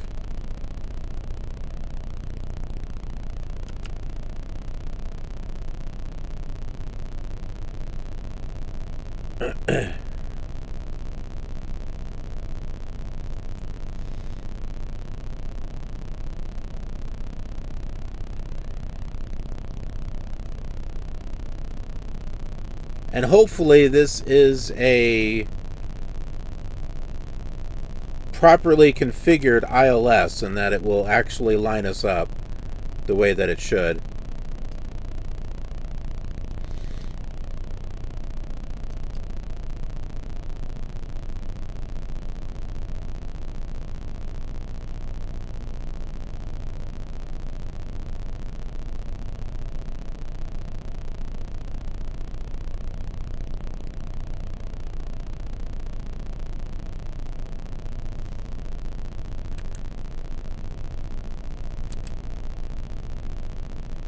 Okay, there is the airport. The runway we want to take, or we want to land on. I think I have an idea.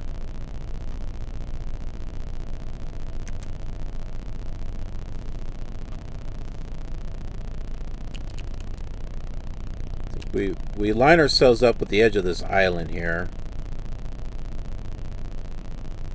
We'll go straight out and then like turn around. We'll see how that works.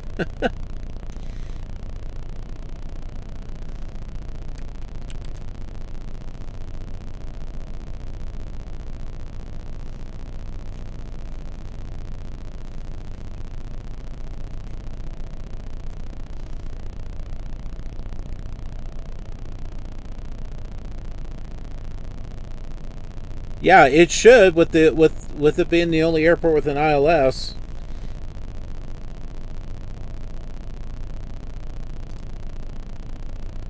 Here, I'll show you, folks. Here's the actual map, default map for New York. And if you go down here, that's the controls. But if you go down here, you'll see there's a column for ILS. Right there, right? There's nothing there on that column. The only one is this right here. Martha's Vineyard. So, there you go. It's the only one.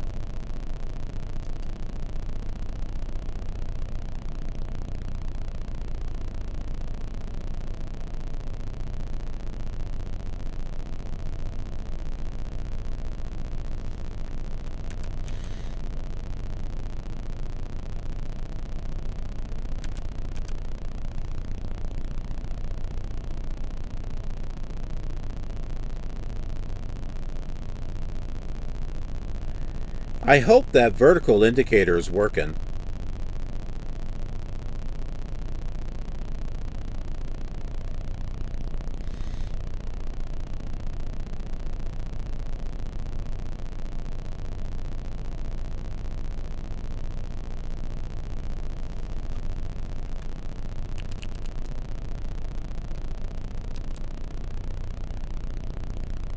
See, our back course is almost the same course as the runway. So, what are we? Are we on the upwind or the downwind or something? I mean, I think we are parallel to the runway right now. Or close to it. I think that line, I think that's the runway.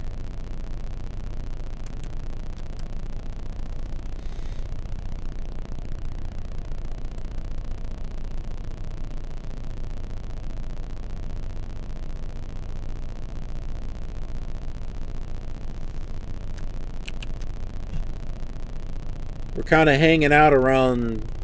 Oh, there goes the vertical needle. I saw it move there a moment ago. So we're about 2,600.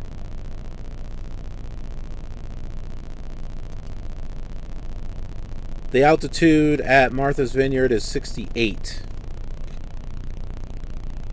Just for reference.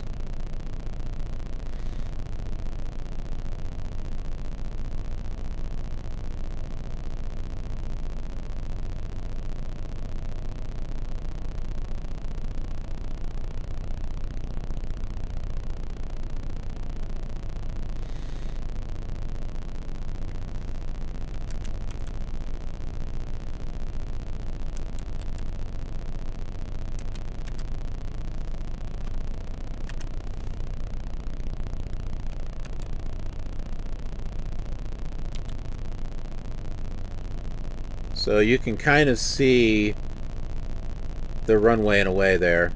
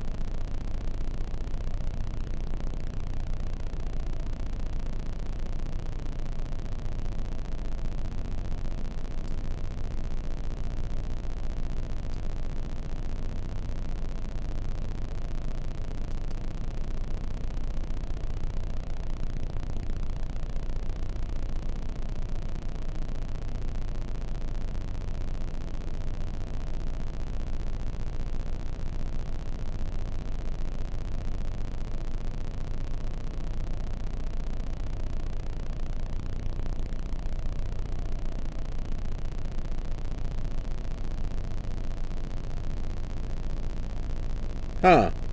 There it goes. I have nav 1 and nav 2 both set the same, but one of them turned off and the other one was still on from.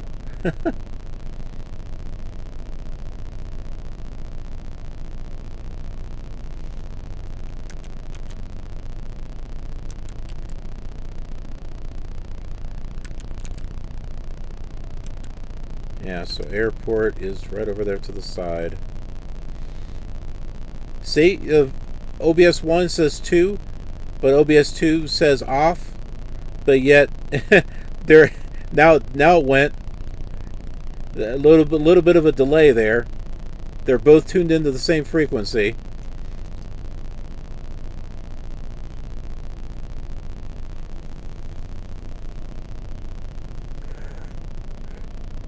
Ugh.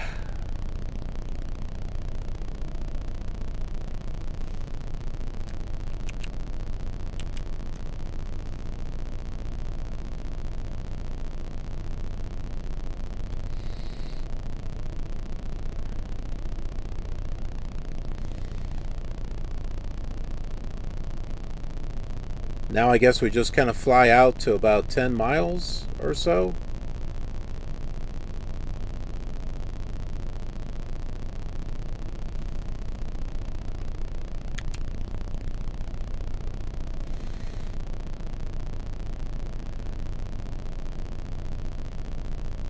And then we'll come around and maybe we'll get all 3 markers. Maybe we'll get the outer marker, middle marker, and inner marker. I tell you, the inner marker is very rare. It's very rare whenever I see the inner marker go off.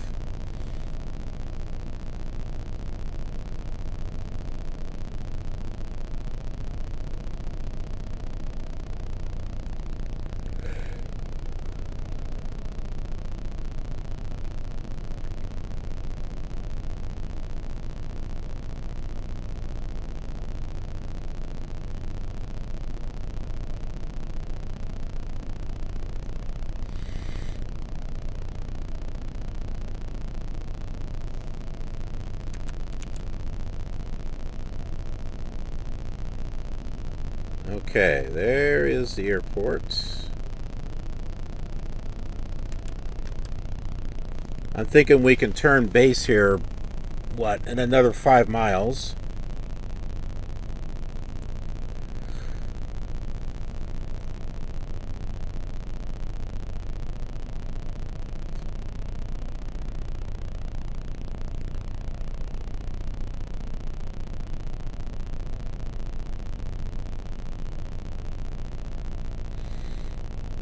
Okay, vertical indicator's going up. That's good.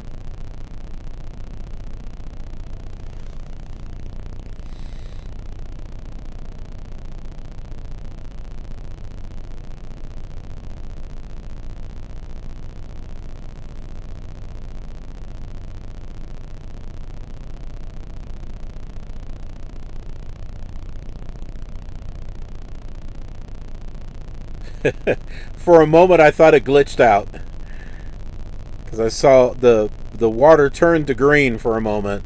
I'm like, oh no, please no.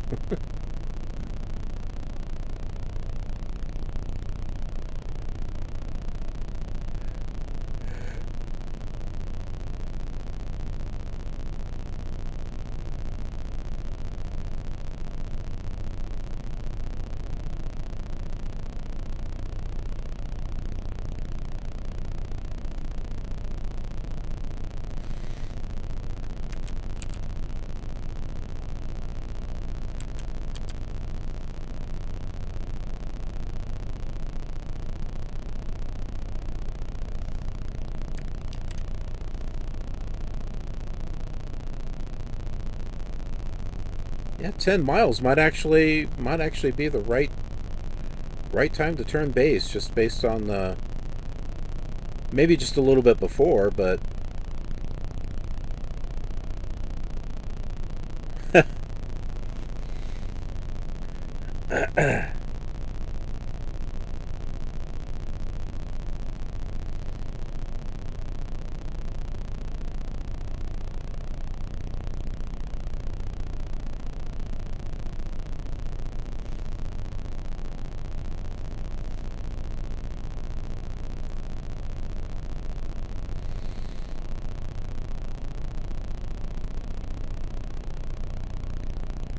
I have to finish watching your Jumpman video that you put out. I started watching some of it, but I hadn't finished it yet, so I gotta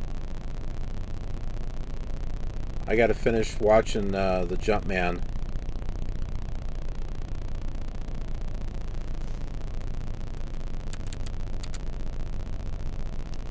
I think now we can start turning base.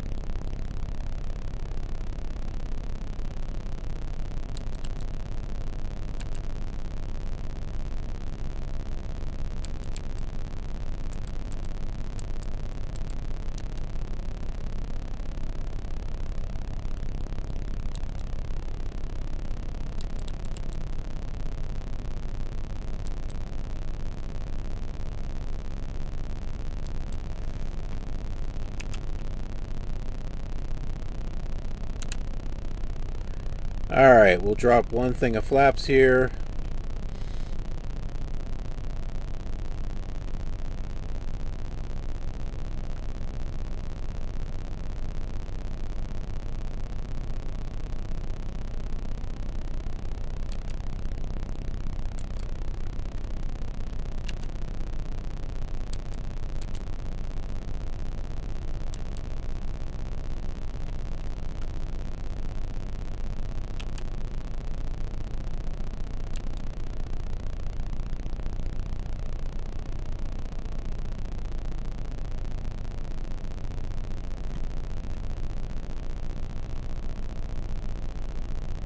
Have I done a backcourt? I think I've done that once or twice, but not too often.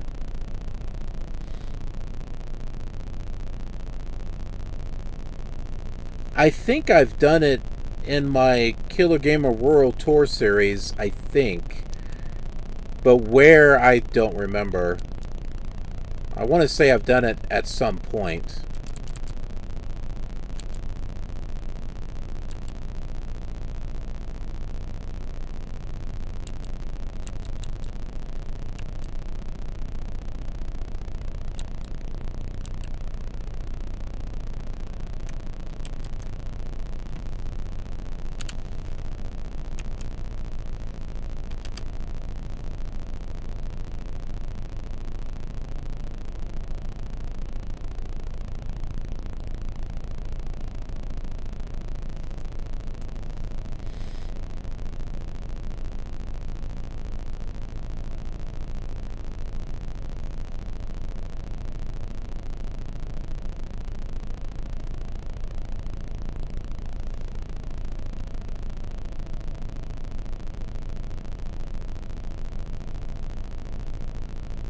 You think this is going to line us up?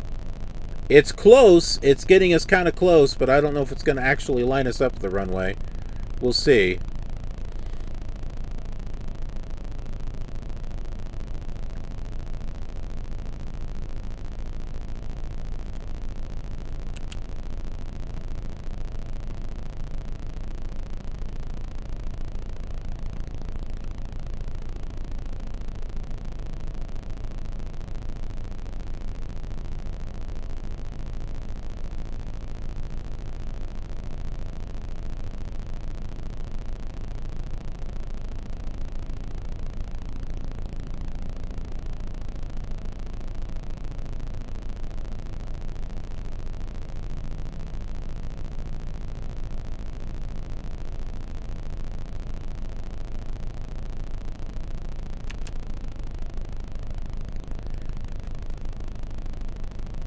You put a lot of work into your videos, though. You put a lot of research into your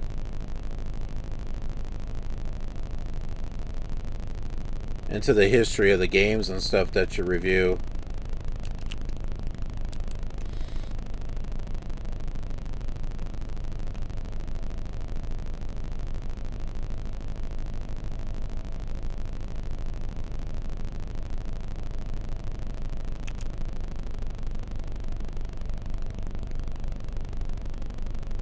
Glide slope is below us. I'm trying to get us to catch up to it.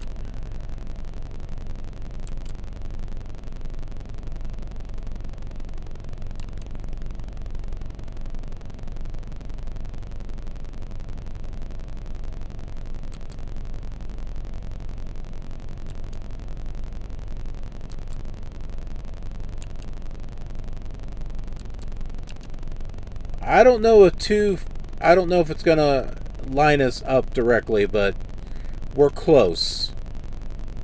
We're close to centered.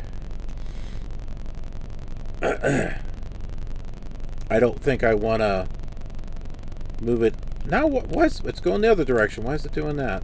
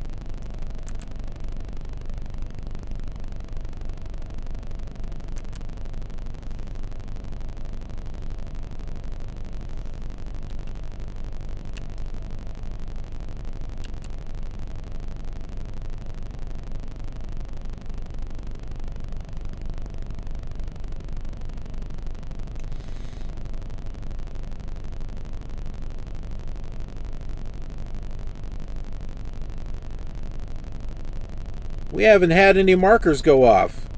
We didn't get the outer marker, middle marker.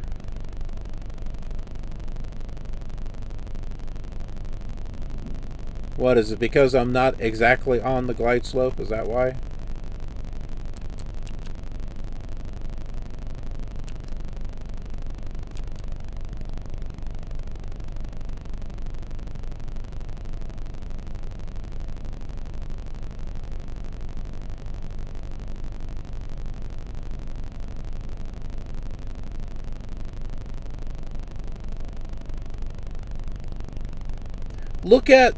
Look at OBS 2. It's not even saying the same thing. It's the same frequency, but they're not giving the same reading. Look at it. The horizontal indicator is like in a completely different spot.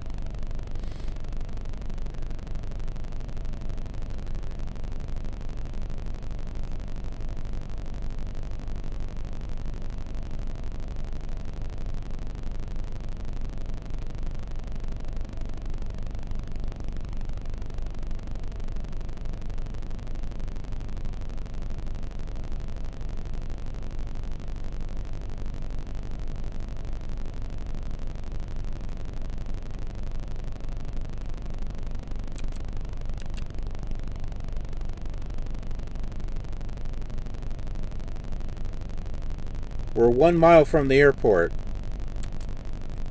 Are we going to get any more than just lines here? Come on. There's the middle marker. We should have an inner marker, not a middle one.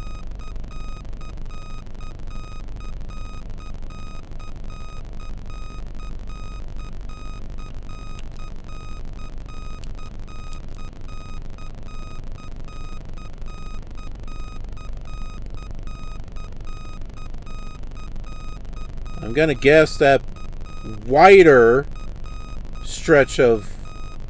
Okay, there it is. Now we can see it a little better.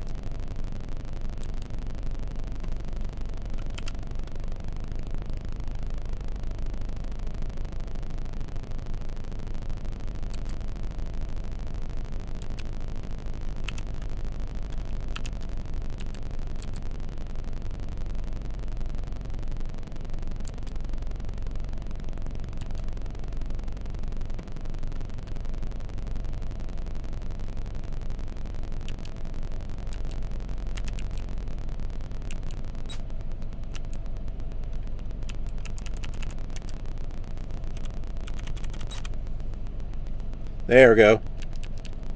Couple of landings there, just for good measure.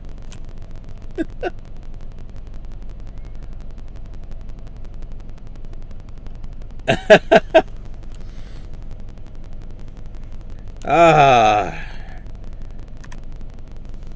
All right, so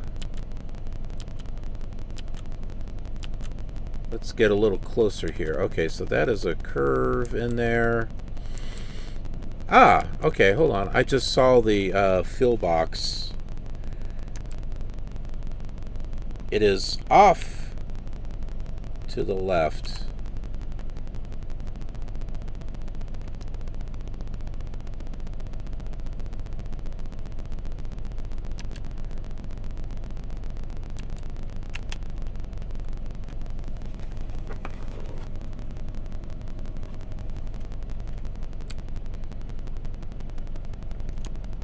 Sorry, we kind of went off the track there. I was I was looking at the battery power for my Wi-Fi device.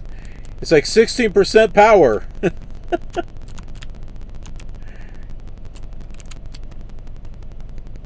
The last thing we need is for the battery to die on it, like just before, you know, we end the stream.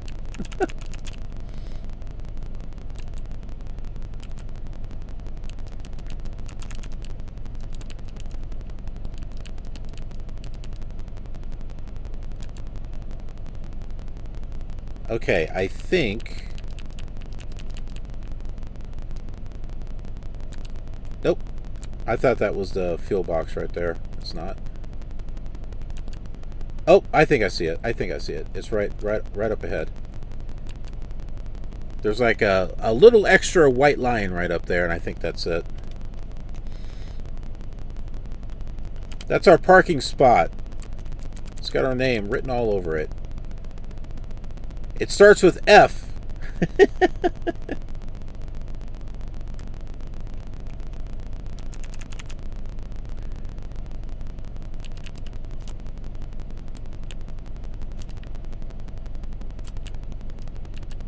Just a little bit more.